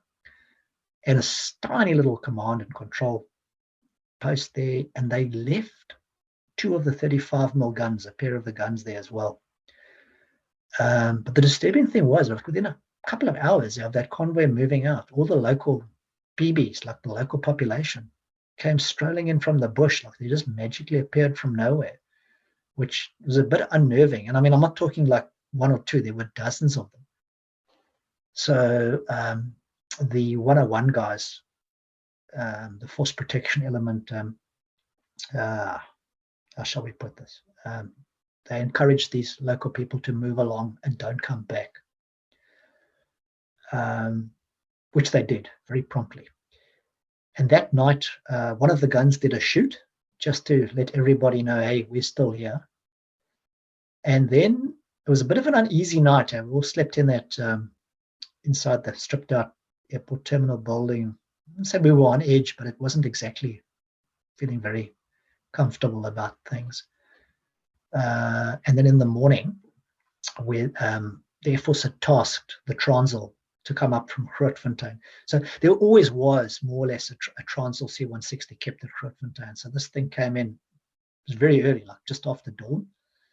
They landed and we loaded all our gear in the back. Down came the ramp. I should point out that our fire engine had already left with that army convoy because it was too big to be loaded inside the C-160. But in went everything else, our generator, our mobile field kitchen, all of our radios, all the paraphernalia that the Mayotte had. It was like a giant sort of furniture movement removal business. Some of those trippies gave us a hand, and it was quick. They loaded that aircraft at pace. And we were ready to roll. Now, I did miss an important point out. An important point just on the C-160. There was another visit we had some time earlier on the C-160. And at that time, we had a pair of gunships deployed, 2 allos. And one of the allos, we tasked it to go up to do top cover for the C-160. And it was a pretty inspiring little bit of flying. So as the C-160 rolled and started its takeoff roll, the Alouette took up positions flanking it right on the deck, about 20, 30 feet above. And the 2 rolled in formation forward, and both of them gathering up speed.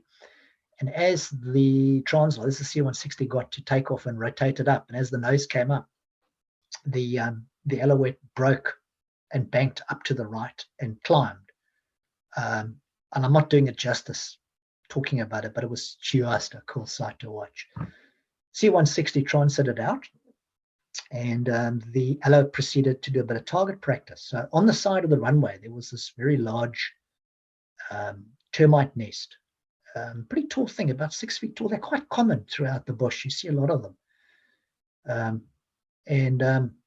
They went into an orbit and started to proceed with gunnery practice on this thing, which was great fun to watch.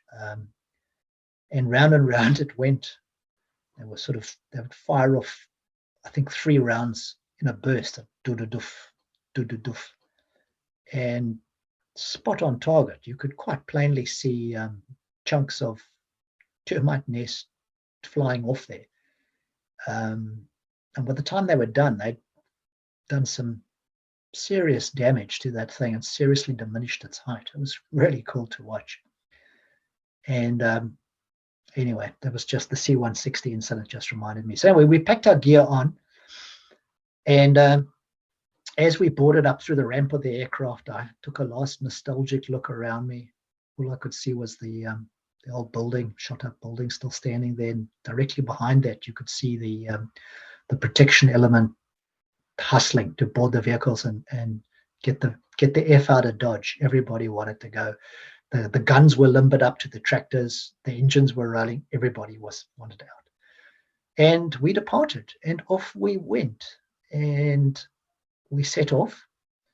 And I think with a reasonable degree of confidence and accuracy, I can tell you we were the last South African forces to officially withdraw out of Angola in 1984.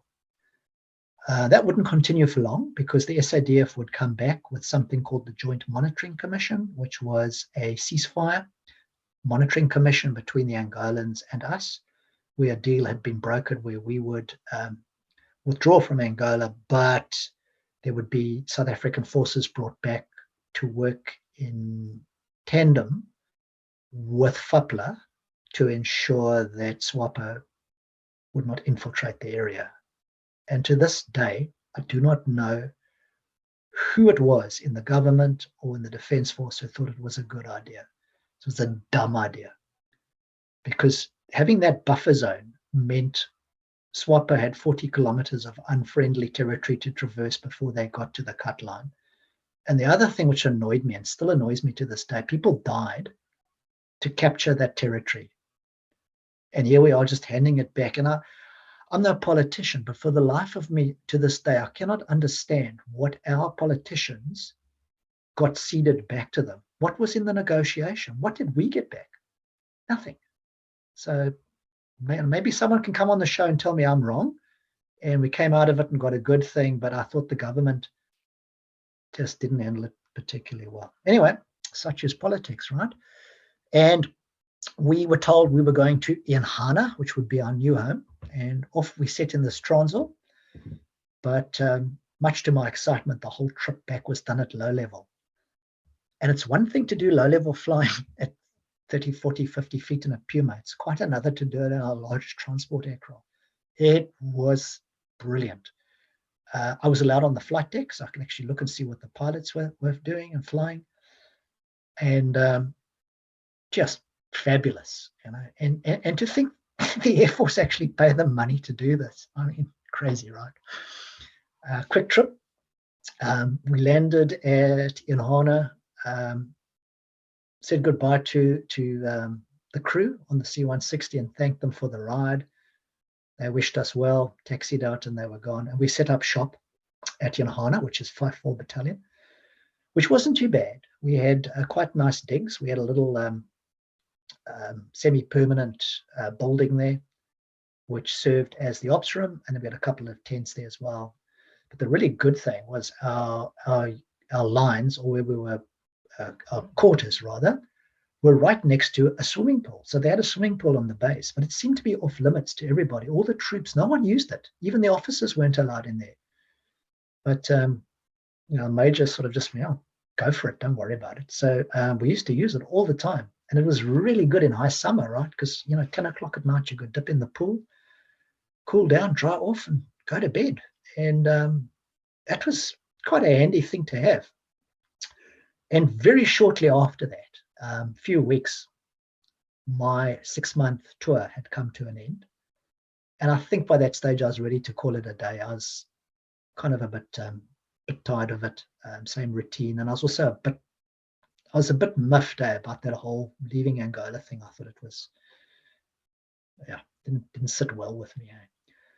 And went back to Askari for a week or two. I think we got an off loss or relief mayout. They went out there to replace us, and was thanked for my service. Grabbed a flossie home, C-130, got back, and was deployed back to SWATCOM, where I was served on the intelligence ops team there. And I'm very happy to say I was billeted at the mess at Air Force Base Waterkloof, which was brand new. And it was top class. And again, just keeping in the theme of how I view things, the food was sensational. We ate like kings. The meals, the dinners were 6-course meals every night without fail. I still to this day don't know how they afforded it, why they got that quality of food out there, but they did. We had a sensational pub, really good pub. We had a nice snooker room at the back, 2 full-size tables, and everything was brand new. You couldn't ask for a nicer mess to be in. So I really enjoyed that. Socially, it was good fun as well. And so during the day, I'd work at SWATCOM, at base intelligence and base ops. Interesting base. It's the oldest base in the Air Force. And there was a large number of aircraft stationed there. Well, we had Kudu, light aircraft. We had a large helicopter contingent of both Alouettes and Pumas. The principal Puma squadron was based there, 19 Squadron. So apart from having all the operational aircraft, it's also the operational conversion unit for young pilots who have qualified. They come in there and do their conversion onto the Puma. And then they had my favorite, which was 44 Squadron, which is the Dakotas. So it's a sentimental personal thing, but I happen to think the Dakota, DC-3 Dakota, is the finest flying machine ever invented by man. I'm a big fan. It first flew in December 1935. South African Air Force is still using it to this day. And there's plenty of civilian DC-3 DAC still flying. Remarkable aircraft. I used to, like, if I wasn't busy, I would always try and skive off and go walk around the squadrons and look at the aircraft in the hangars. And sort of 44 was my interesting place to go to because they had different aircraft, different kitted out aircraft. So I remember Jacques du Toit mentioning the 2 DC-4s. We used to call them the spooks because they were electronic intelligence aircraft. And I managed to have a look inside one. The equipment in there wasn't particularly modern. It looked quite dated, but I'm sure it was effective for the role it did. And so Jacques would know this far better than I do. But as I understand, the principal role of the aircraft was in the operational area, was to electronically gain intelligence, which was to track, monitor, and record the electronic signature of radars in particular, that you'd get an understanding of the electronic battlefield, so that you could understand how these radars operate, but more importantly, you can draw up a picture to understand how it might be possibly to electronically jam them. Now, I could be very wrong, but to the best of my knowledge, at that stage, 1984, the South African Air Force had no jamming capability. I think it was purely passive in terms of getting signal intelligence, but it's very important to do it.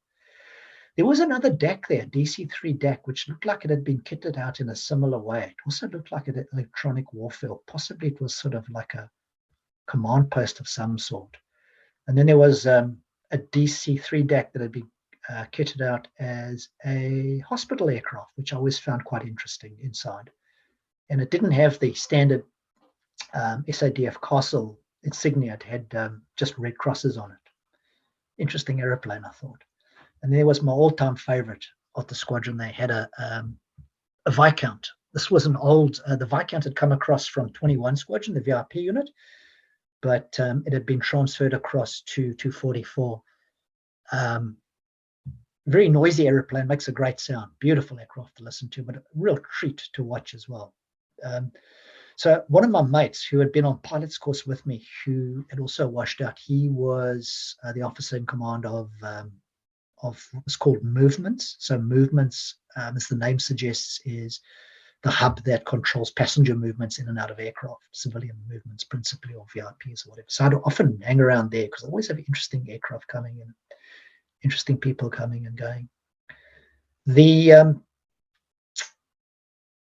base itself, apart from being very old, had one other weird thing that used to happen fairly frequently. It was built on, or the ground around it had a lot of sinkholes. And it used to happen, I won't say frequently, but on occasion it did happen. On one time there was a sinkhole actually in the runway. The runway sank into the ground. So they had to shut that down for quite some period whilst they filled in the dirt and resealed it.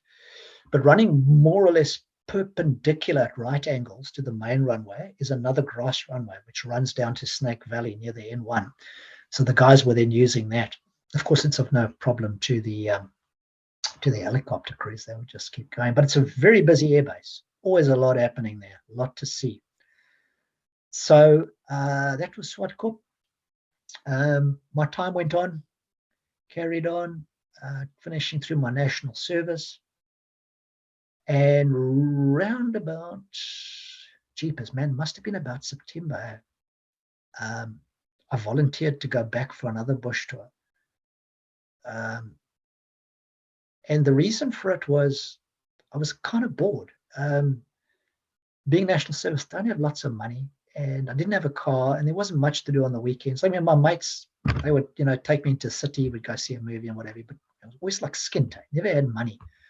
So the one good thing about going to the border is you get paid a little bit more, but of course you can't really spend it other than drinks. So I thought, screw it, I'll go back. So I volunteered, but I carefully reflected on my life lessons from my first tour. And I learned 3 things. And I applied those 3 things when I went back. 1, write home to your parents, particularly to your mom. Secondly, buy a decent pair of veldschoen to take with you. And thirdly, a life lesson from that radar incident I told you about. Just because a thing happens or you think it happens doesn't necessarily mean it's so. So 3 things to remember, 3 life lessons. Off I went back again, and it played itself out all over again. Flew in there, got on the bucky, or the ute, the truck. I must stop saying ute, by the way. Ute is a New Zealand Australian word for a bucky or a pickup truck, and it's called a ute because it stands for utility. So, sorry, I didn't mean to say ute, just force of habit. Anyway, got back to Oshakati, and to my pleasant surprise, things had changed. We now had, the Air Force had their own quarters, living quarters, next to the runway at Oshakati. There's a small civilian runway. They'd put in 3 prefab bungalows, I guess you could call it, for the troops, the corporals, and 1 for the officers with ablution blocks. And we had a nice big lounge living area with the all-important pub at the end for the Air Force. I think this is one of the points of difference between us and the Army, is we were intermingled. The troops, rather the airmen, the NCOs, and the officers, we all lived in this place together. We all shared the same ablutions. We all socialized in the evening and the weekends in the lounge. We all socialized at the pub. And that doesn't mean we didn't have discipline. We were very disciplined, but it was a different kind of discipline. And everybody respected each other. They still called you lieutenant. And they behaved and acted responsibly. No one got drunk that they got into fights. Everybody was doing their job and doing it well. And I think it's again a reflection of the leadership where everybody just gave 100%. So the only guys who weren't there were, of course, the married NCOs and officers who had, there's a small township there in Oshakati, which is obviously guarded community where these guys would stay. But the rest of us all lived in our little community area there, which was really good. We had some good times. Weekends, without fail, braai, barbecue, braai, barbecue. One of the guys would club in, get some cash together. We go buy some. They would buy some meat either from Ondangwa or Askari village. There was a butchery there. We used to get meat, and then we'd get rations also because the army were also obliged to feed us because we didn't have a mess. So we'd get rations drawn from the army, and we would just barbecue and braai. The other real cool thing is we used to get this bread called pau, which is a Portuguese type of bread.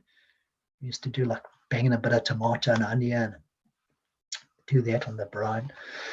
Fair bit of drinking as you do. And it was just, real spangia, so good camaraderie. And I really enjoyed that. It was a marked difference compared to how it had been the first time.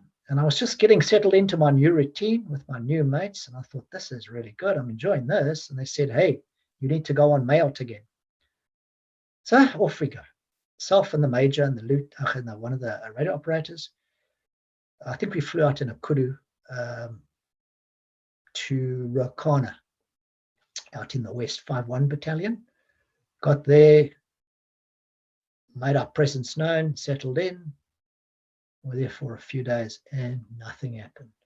And we waited and nothing happened. And the story I got from the army, my opposite number in the army, he said apparently a group of SWAPA had come in across the Kunene, and they thought they were trying to reactivate that western side of Sector 10. So apparently that western side, like the Kuukaveld, had been dead since Op Super in 82.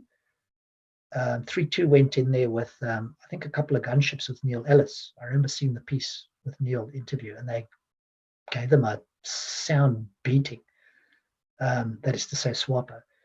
And since then, it had been dormant, it had been quiet. And the army seemed to think they were trying to reactivate this western side, which always sort of bewildered me. I sort of thought, why would you bother? What's the goal here? Because you're not going to draw South African forces away from where they are. They're already there. There's South African forces in large numbers already. And the other thing, like the Kuukaveld in winter as well, why would you bother, man? It's dry, it's a desert. Where are you going to get water for your people? So I just thought it was an odd thing. And nothing happened. And I still to this day think it was probably the intelligence wasn't that robust, that I think they got the wrong end of the stick. Nothing happened. And I thought, oh, that's okay. We're done with this. I can go back to Askari. No. We're sending you to Angola now. I went, oh, no, not again. Went back there, relieved. The other mountain went back to Askari. They were done. And I think at that stage also we got a new major came in to command the Mayotte. So a Mayotte commanding officer is normally a major. You want someone relatively senior, and it's always a pilot without fail because it's air operations, right? So I was quite chuffed to see who the guy was. His name's Major Norman Minna. And he'd actually been one of the instructors when I was at Donata. So I suspect he must have probably just come off that. And he joined us as the officer commanding our Mayotte. I think he was doing what's called a ground tour, where pilots are seconded to do a year away from flying duties. So he's a hell of a good guy. Really, really good guy. Very sharp sense of humor. Likes a good prank. But again, very easy guy to work for. Very switched on. Typical Mirage pilot, it's just, they're not really like you see in Top Gun. They're just quietly confident and professional and good at what they do. So he arrived, so it was good to catch up with him. And we settled down into our routine.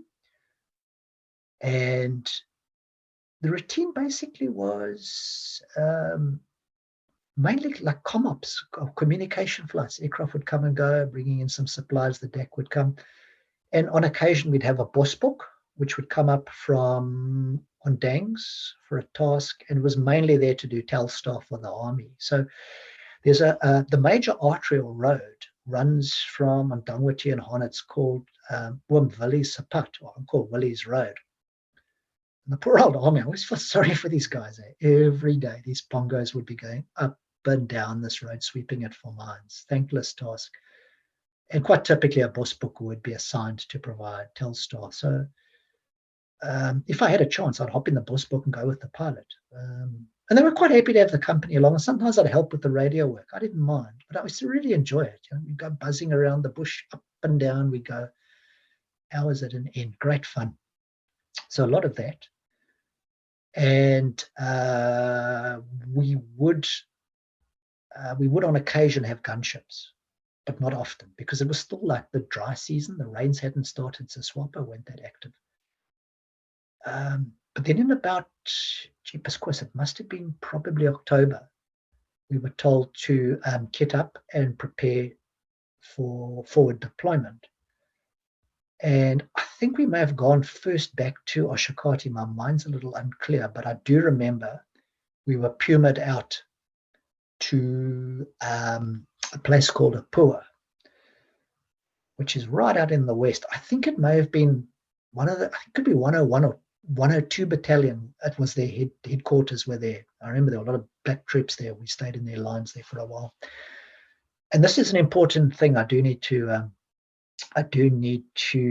share with everybody. So when the male deploys, obviously we've got all of our equipment. It's principally around a little portable generator, our VHF, our HF radios. We've got a telex machine, and sort of all the paraphernalia you might expect that you'd find in a command post.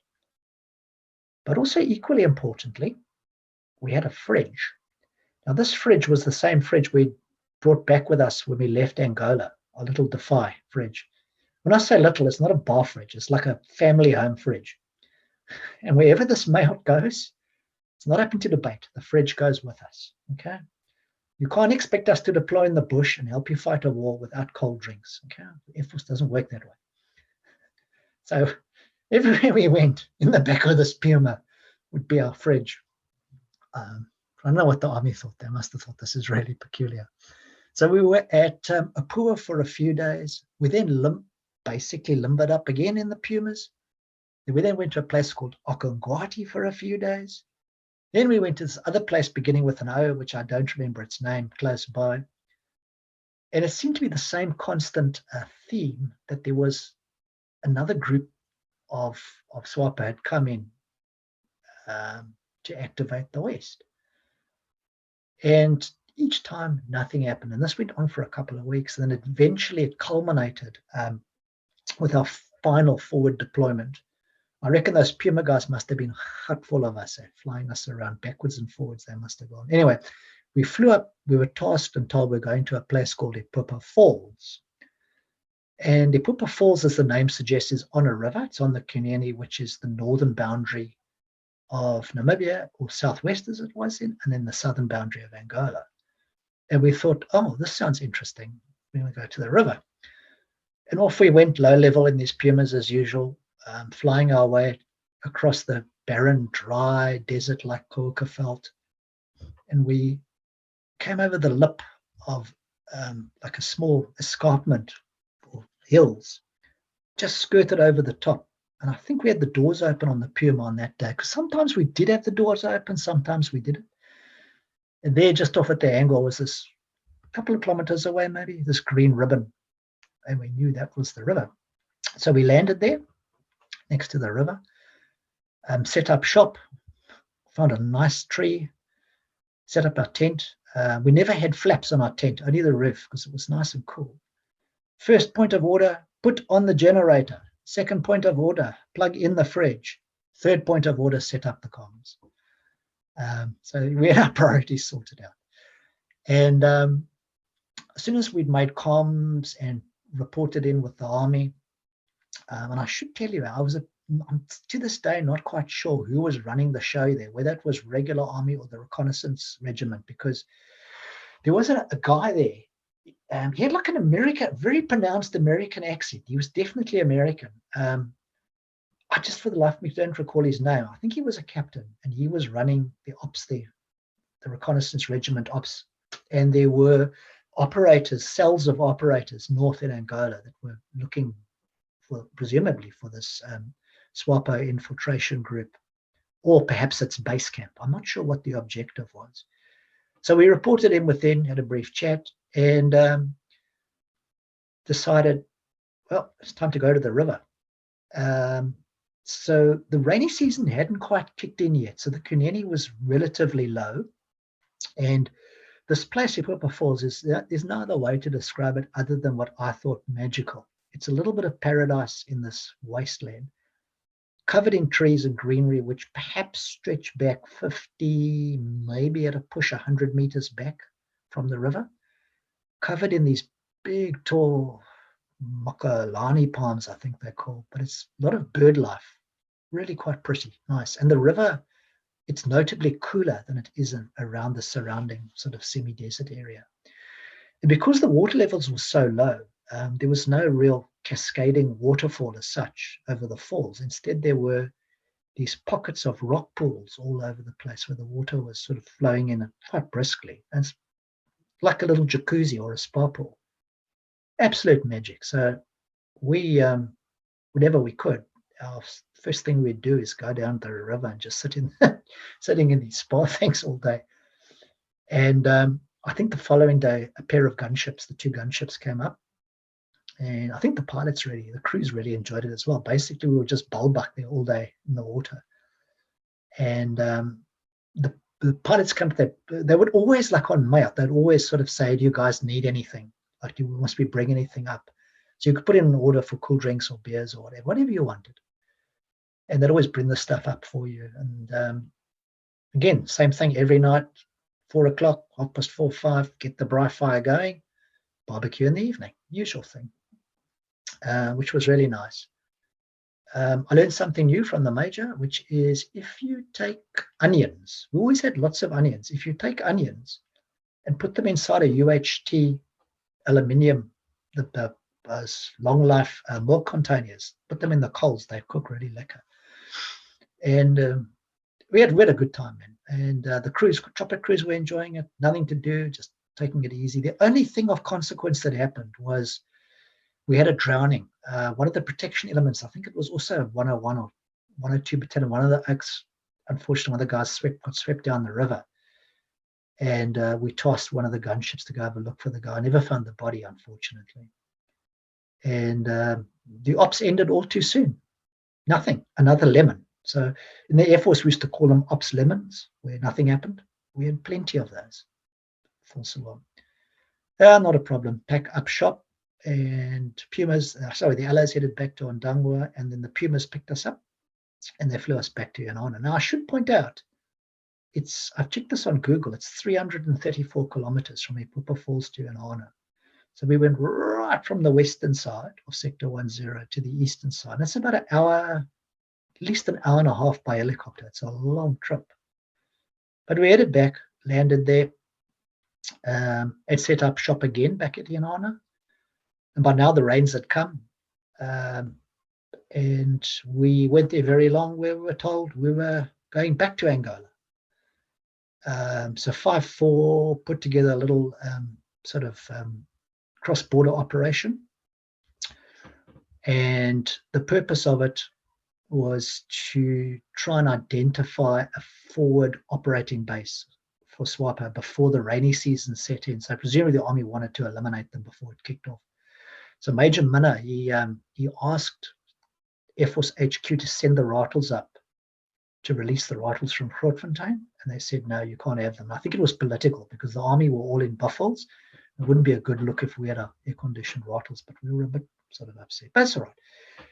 So off we went in the buffels, headed north, and I was in the one with the one radar operator and Major Minna and the other operator and the others too. And the Army gave us two drivers to drive the buffels. I think these youngsters were a bit intimidated. They kind of couldn't quite understand there's this major, and everybody's like very relaxed and chilled, and yeah, it's a bit unusual. But anyway, we headed off and pushed our way through the bush. Stop, start as the Army checked their navigation. And on one of these moments, we'd stopped for a while, and I'm just standing in the buffalo sitting there, and the VHF crackled into life. And I heard a call sign, da-da-da. I think our call sign was Zulu 40. And the guy was Zulu 40, blah, blah, blah, blah, blah. And normally the major would handle the ops And I wasn't looking. I didn't, and the radio went again. It went Zulu 40, Zulu 40. And the call sign was Apache. So normally, like the helicopters, it's either the Pumas work on the call sign Giants. They go Zulu 40, Zulu 40 Giants. And the gunships, the allies, go by gunship, right? They'll just say Zulu 40 gunship. But this guy was going Apache. And I thought, what the hell is that? Is that like some clandestine thing we don't know about? Then I thought, oh shit, have we dropped the ball? Is this something we haven't done? We should be aware of. So I keyed the mic and I called the guy back and I said, Zulu 40, go. And the guy said, Apache's inbound 5 minutes out, words to that effect. Now I'm starting to panic because we don't have any movements for the day. So I keyed the mic and I said, just say again your type, like aircraft type. And he said, Apaches, Apache gunships, inward bound. The last time I looked, no one had Apaches other than America. And the guy had a slight, like American drawl. And now I'm panicking. I'm going, what the hell is this? So I swung around and cocked my head to look back at the major's biffle. And there he's standing, the stupid grin on his face with a mic in his hand, laughing. It's him. Anyway, very good one. He got me good. And it's just stuff like that. It breaks the monotony. And so, of course, we arrived at this position that later in the afternoon, I don't think we were very far into Angola, maybe 20 k's at a push. And it turned out it was an old abandoned SWAPO TB. And they must have left there, gosh, years ago, man. It was run down. All the sand trenches had fallen in amongst themselves. And we set up shop there and deployed and waited for something to happen. And nothing did, as usual. Waiting. And the odd thing was we weren't given rat packs. For some reason, the army decided to issue everybody tinned food. And every guy got sort of a tin of bully beef or, braised steak and onions or whatever it was, and a tin of greens. Yes, as it took us 2 days, so Major Mana went, no, this is not on. We don't eat like this. He tasked a Puma from Ondangwa with Colonel Lord's blessing, I might add, and funded this Puma. And door opened, and we rushed forward. And on top of, inside that aircraft, the only payload there was a tray of 24 eggs, a kilo of boerewors, and a brown Hessian bag of tomato, onions, and potatoes, and nothing else for us. And I can tell you, probably that's in humanity's living history, the most expensive Uber delivery ever done. Thank you, taxpayer. Your money was well spent. So the major, he was quite dandy on the cooking, and we had a lekker, beautiful fry up that night with boerewors and eggs. And so the major said to me, Chris, just nip across there and invite the commandant and the ops major over for dinner. That's a good thing to do. And I went, yeah, sure thing, Major. And I invited them, and the guy just sort of looked at me with a kind of vacant look and went, no, thank you. And I thought that was really odd. Then I sort of figured it out. I think they were a bit sort of the Murim, that we had this ability to just get wet rats. And, and the other thing was, like, we all slept on mattresses. I want to sleep on the dirt. Are you stupid? So in the back of our buffels, we had our mattresses with us. We couldn't take the fridge, unfortunately. And we used to sleep in our sleeping bags on the mattresses. And the other thing, which was odd, the army always used to shave in the field. And we thought this was peculiar. I mean, you can't wash, so why would you shave? And the Major Minister said, just we'll all grow beards, don't worry about it. And I think the army were a bit resentful about it. They thought we were a bit sort of too relaxed, but that's not the case at all. And the heavens sort of opened one night, it bucketed down, and I learned another very important life lesson that I'd like to share. When it's raining, don't sleep under a buffel, because what happens is the water comes down the side and it's got that V shape, and I'm right under the V, and I had a lekker nice wet night that evening, sopping wet. It's an important lesson. But the only thing that happened of note was I went, took my shovel for a stroll into the bush, as you do. My left hand, I had my little shovel with my toilet paper, and my right had my R4, and off I wandered into the bush. And one of my sort of failings as a human being is I do tend to not be in the moment, and my mind sometimes wanders. And that day it did, and I got hopelessly lost. And it was funny at first until I couldn't figure it out. And the bush is quite thick there, and I couldn't find a way out. So I thought, okay, I'll just fire a few shots in the air and wait for the guys to come, and then I'll wait 5 minutes, then shoot again. And I was about to do this, and as I was wandering, and literally I found a break in the bush. I came on the edge of a shona, or an open field, and I managed to more or less navigate my way back. And I was quite a long way away. I walked in there, and Major Minna said, "Justice, where have you been?" And I went, "I got lost." I said, "You guys, I thought you'd come and look for me." And they just laughed like it was funny, which I probably was.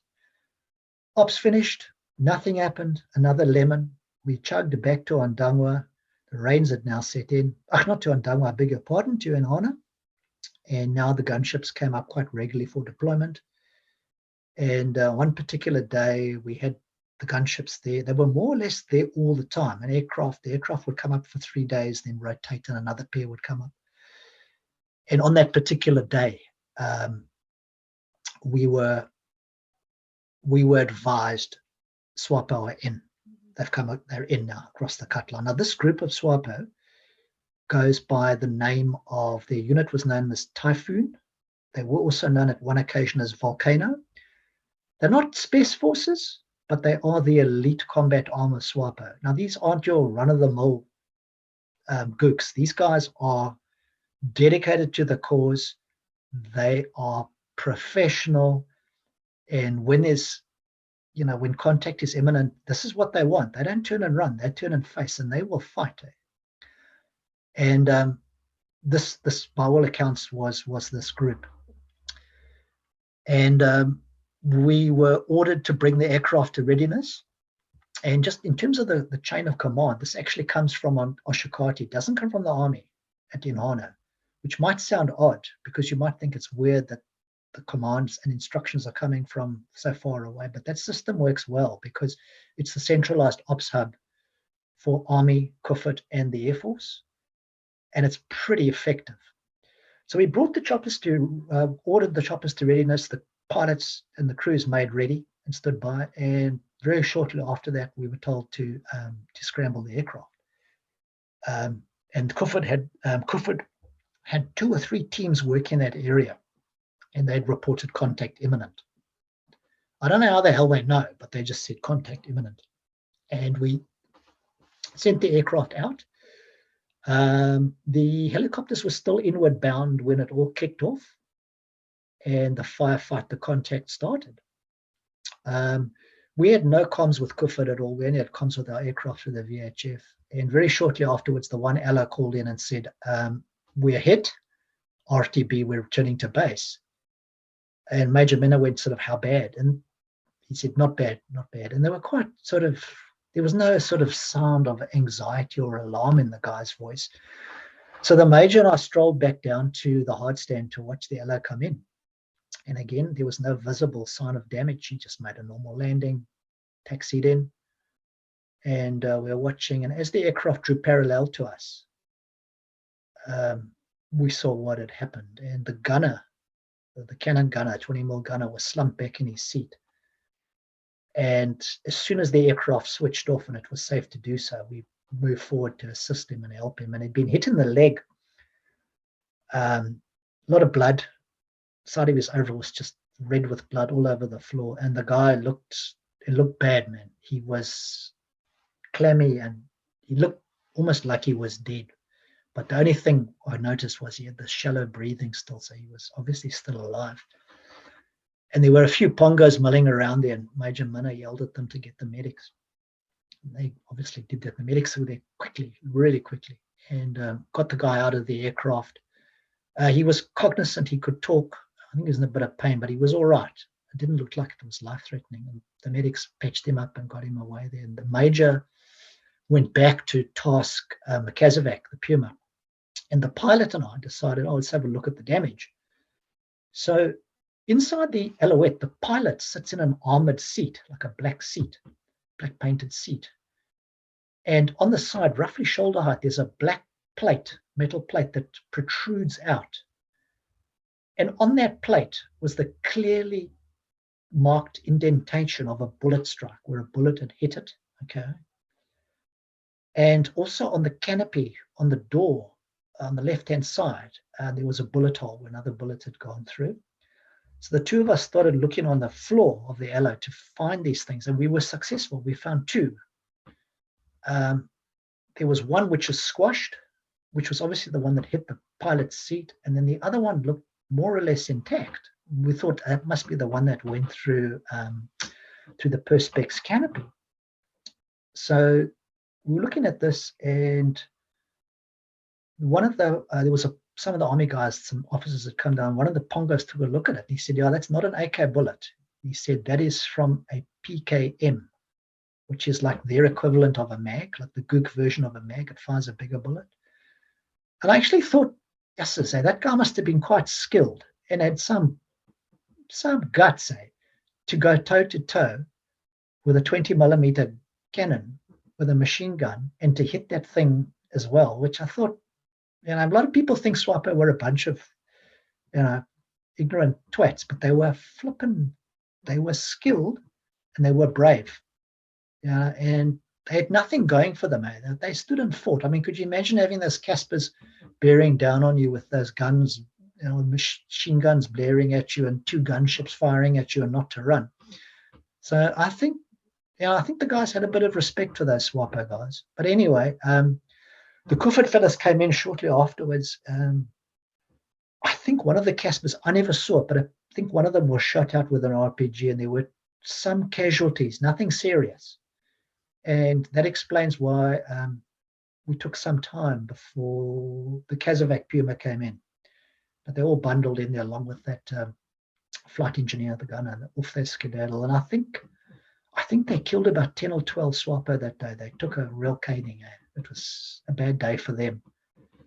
And gosh, at that point, my second tour ended. I went back to Ondangwa, to Oshakati for a few days, and then I got the obligatory farewell down in the pub.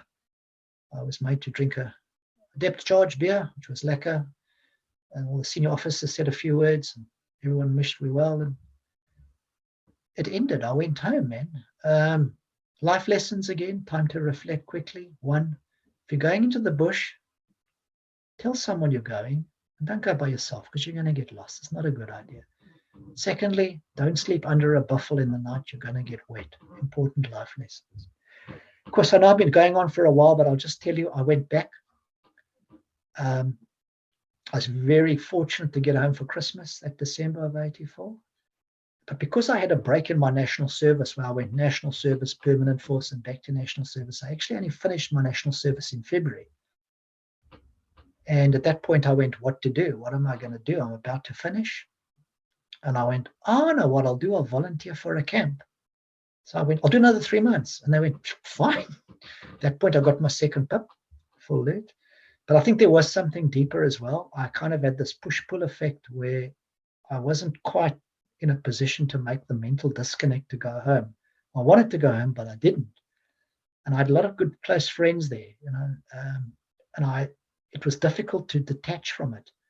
So I stayed for another 3 months. Nothing much of real interest I can report out of that, other than I went to Mamelodi on township duties, which was quite uneventful. Other than one thing, we went up to Mamelodi's got like a large hill on the side of it, and there's a flat plateau there where we used to deploy the helicopters there to support the police. But on that day, very excitingly, we saw a new police helicopter, an MBB 105, brand spanking new, fresh out of the factory. And these aircraft were all operated and flown by seconded Air Force pilots. So I had a good old look inside, and it's quite a nifty, nice little aircraft. Very nice. But the Mamelodi thing was, nothing happened. It's pretty much, that was sort of the end of it. And before I knew where I was, it was time to call it a day and go home, which I did. And not knowing what to do, I went overseas for a few months, 3 months to the UK and Canada, where I got family. Had an awesome time. Came back, not a penny to my name, and promptly volunteered for another camp for 3 months. And I went back up until Christmas of 85. I remember going back there, I put on quite a bit of weight in Canada. The guys at the pub going, Jesus, got a bit bigger. I think some bright spark nicknamed me Cabbage Patch Kid, which was my nickname, which stuck for a bit. And then that came to an end, and I went back to Cape Town and called it a day, and started my studies. But I can tell you, I did my camps. I was never ever called up for a camp. I always volunteered for them. Used to do 1 month at a time in my studies and holidays, and I quite enjoyed that. Saw some, keep in touch with the guys, but also it was good. I did courses and things, and the money's always good, Rather have the money than not. So I finished up my last camp, I think, in January of 1990 at Easter Plant. And at that stage, I was working, and I said to the guys, like, I'm kind of a bit over going back to Swartkop all the time. Can't you transfer me down to Easter Plant? And they went, yeah, all you have to do is ask. Another life lesson, important. I thought I would have figured it out by the age of 26. Just ask. Sometimes you'll be surprised what you get when you do. And of course, that was my last time in the South African Air Force. And that was my story.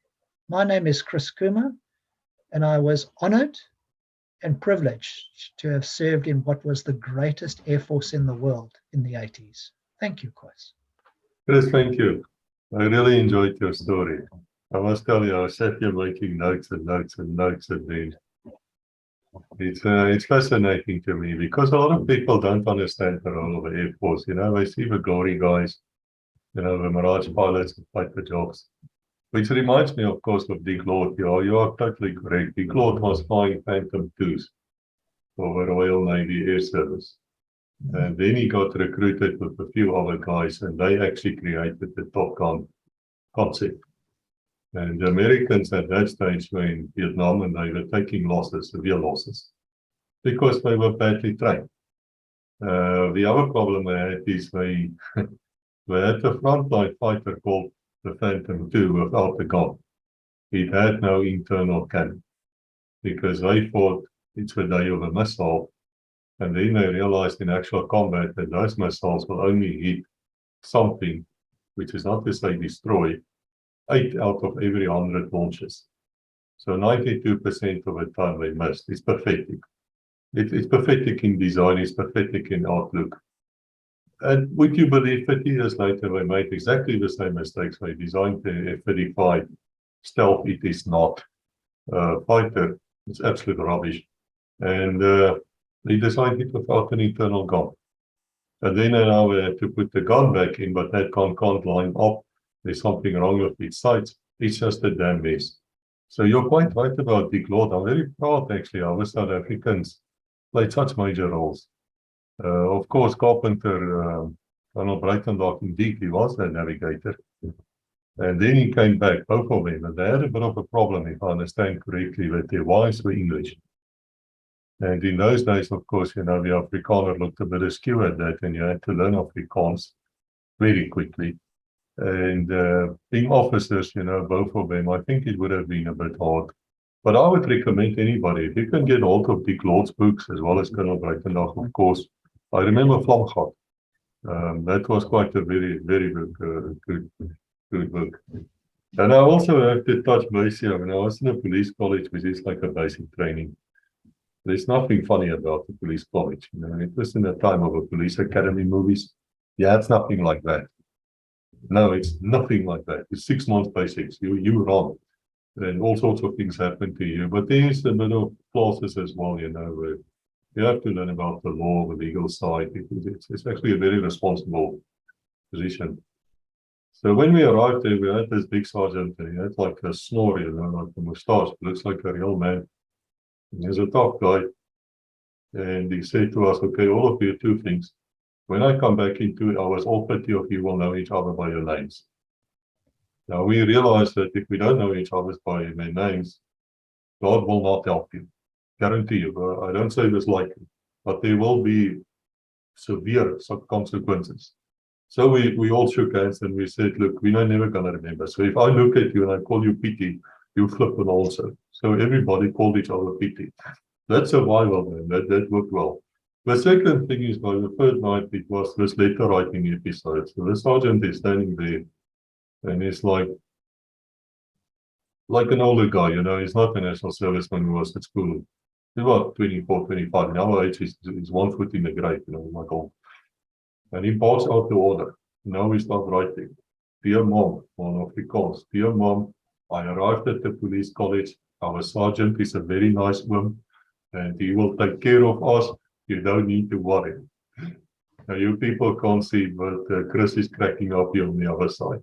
So I thought to myself, I can't send a letter like that to my mom. She will, it's not real, it's not me, I wouldn't. So I put the fake address on. And of course, you get busy and you run around, and it's the usual crap. And in those days, sadly, I have to say the post office is still working. So the letter returns unknown, on the other side. Oh my word. And they give this to the sergeant, and he wants to know, well, first place, I'm an orphan. Secondly, is there something I need to speak about to the woman, to the chaplain? He was very concerned. Well, certainly for me at that days, I wasn't a lawyer yet, so I couldn't lie that properly. And so he found out the truth. And I suffered dreadfully, I tell you. And from then on, he was actually very kind. After I suffered so much, he would take my weekly letter with a stamp which I had to buy, and would go and post it himself. And so my mom was very much informed of my other stuff. But when I went to the border 6 times in a row, as a young sergeant, you were constantly going as unmarried sergeant. I never wrote to my mom. I think 1 or 2 letters. But I was also saying, maybe never got any letters anyway. So I was always the one, was standing there at the letter parade, and everybody was doing their 10 push-ups there, and I would stand around and I would say, "Pokkel vir jou, Chris." Sê nee, is reg. And I would walk away again. The other thing I just want to mention to people who perhaps don't know is, but South Africa played a major role in breaking the Soviet Union's effort in Afghanistan. Now, most of the foreigners here wouldn't realize it, but the Soviet Union was pumping in Afghanistan, and they were taking serious losses there. Not as much as people think. They lost about less than 50 helicopters, but by doing that, they learned how to fly nav of the earth. And they all told me, I met a few of them, all told me afterwards, it was worth it. It was worth for them to learn those lessons in life because they implemented it. But in Angola, they were also pumping weapons in. And yes, the Angolans were paying. Funny enough, the Arabs were also paying. After the Yom Kippur War, the Arab nations had to replenish their depots, their armies, because they got defeated by Israeli forces. And that, then of course, they doubled the petrol price and the gas price and the oil price. And that's what caused it. They took their revenge by doing that. But what I want to say is to all of you foreigners out here, the South African Defence Force really played a major role in breaking the Soviet Union in Angola. It was also one of the very few places where there were actually contacts between a Western-orientated nation as well as South Africa. Then it's not now. It's totally BRICS-orientated. It's on the side of Russia, China, the BRICS nation. It's got nothing to do with NATO. They don't like NATO. And if they should the war break out between the major nations, I guarantee you that South Africa will try to stay neutral, but at some stage will take the side of Russia and China. If they do that, they will cut that line, the ocean route, and we will have a third invasion from somebody. The first two was from the UK, because of where South Africa, Cape Town is situated. Having given us lessons in life now, I have to say to you, Chris, thank you. I thoroughly enjoyed listening here. To me,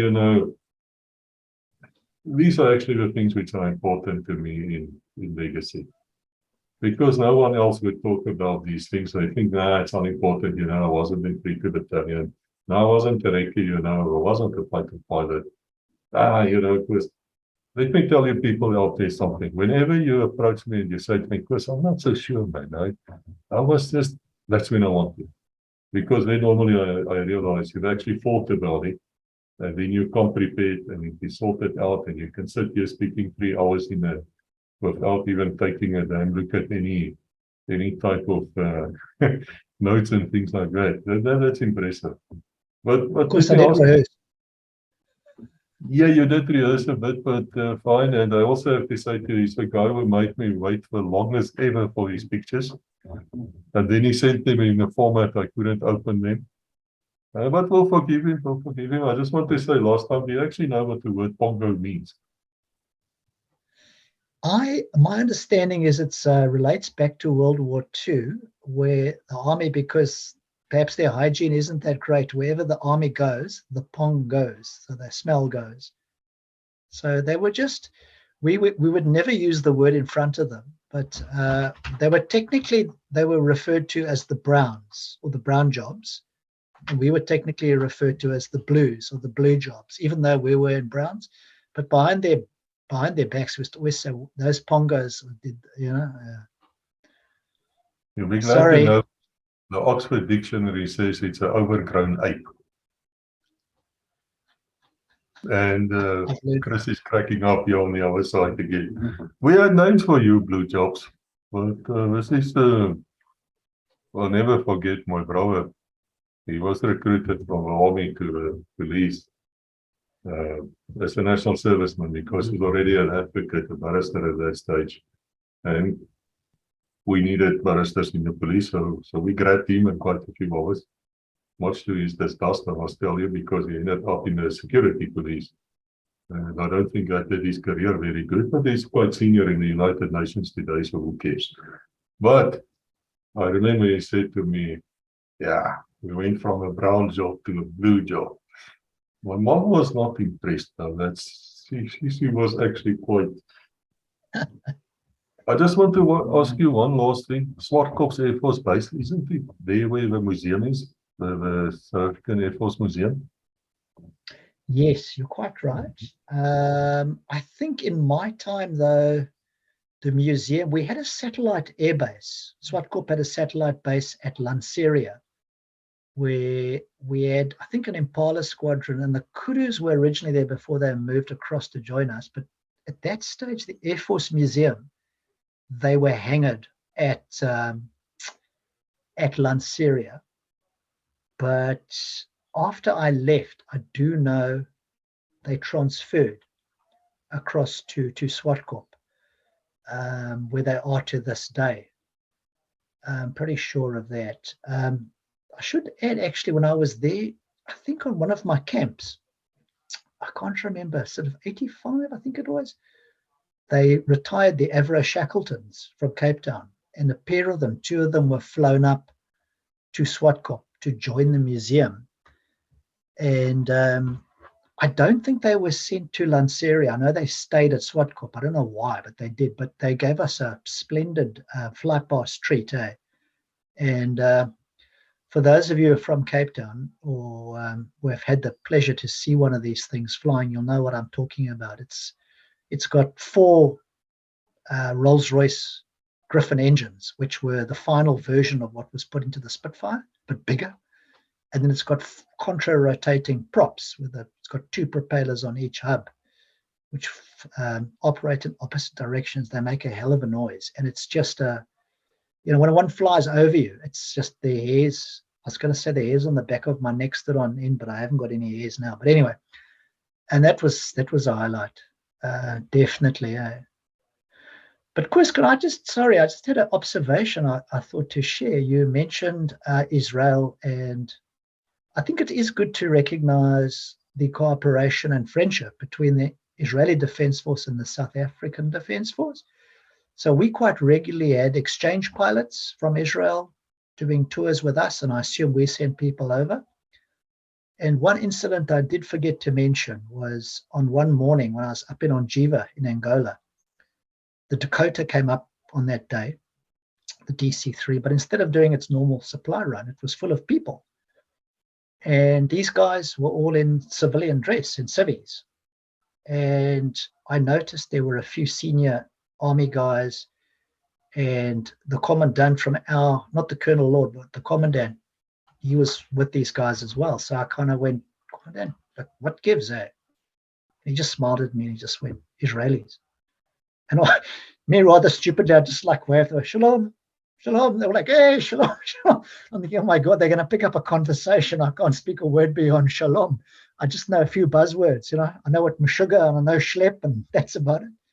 Commandant said, okay, off you go. Go and get about your business. So, there was regular interaction, which I thought was quite good. I think we learned a lot from them. I do know when they caught captured that SAM-8 system, finally at Operation Modular, I have heard or read that the Israelis were instrumental in brokering the deal with America, because the Americans were falling over themselves to get hold of it. And I think the payoff back to us was they got a nod to supply what's called the Shafir missile. We call it the Kukri or V3. I think there was a nod for Israel to quietly supply some of them to South Africa, the latest version. And that latest version, I know for a fact, is a licensed version of the Sidewinder missile. So I think there was a bit of a return on it. But, I think the Israelis did help. Absolutely. No, definitely. They had technology which we didn't have, and we had technology they didn't have. And of course, we were the two nations who were most hated for political reasons. Not going to go into that. But we were very close to the Jews. And of course, if you know your South African rugby, if you have a Jew in the team, you normally win. That's what they say. Of course, you being a New Zealander now, what would you know? Who do you support anyway? Let me hear this now. Let me put you on the stare of an eye here. Yeah, you never lose it in the blood, right? So my default position is always going to be Springboks. But I've got a colleague, she and I work together. She's from Johannesburg. She sits next to me at work. And the last World Cup, of course, didn't go too well for the All Blacks. And I said to her, just don't make a big song and dance of it at work. Okay? Just be gracious. And it was a very awkward day that day. No one really wanted to talk to us. So yeah, if it's any other team other than the All Blacks, other than the Springboks, your default position is the All Blacks. But it ain't looking too good right now. It's got nicely thumped by the Irish. The Irish are touring here. And the All Blacks went down two tests to one, which hasn't gone down very well yet. We don't like losing. But my default position is still Springbok, man. No, that's a good answer. That's a nice answer. I like to put people in New Zealand under the spot with that. Everybody is very, very much the same as you were saying. Luckily, I stopped watching rugby when Franco Pienaar was still playing. So I would not even know anything about it. I just have no interest anymore. But I do understand where you people come from. And I think we're now at the end here. And I must say again to you, Chris, thank you, because this is the type of stories we would really like to hear. And I invite everybody out there. If you have a story, if you think you have a story, then don't hesitate. Just get hold of me. Yes, you will wait at least 6 weeks unless you say to me you're dying and you might not make it for 6 weeks when we really scramble. But all jokes aside, let us build up a legacy here. There are people going to come to legacy to watch and to learn. And I think there's a duty upon us. There's a duty upon us to tell them the truth as we experienced it. And let them then judge as much as they please. But let them first hear our story. It wasn't as easy an answer as people seem to think in Europe anyway. So until we meet again, God bless.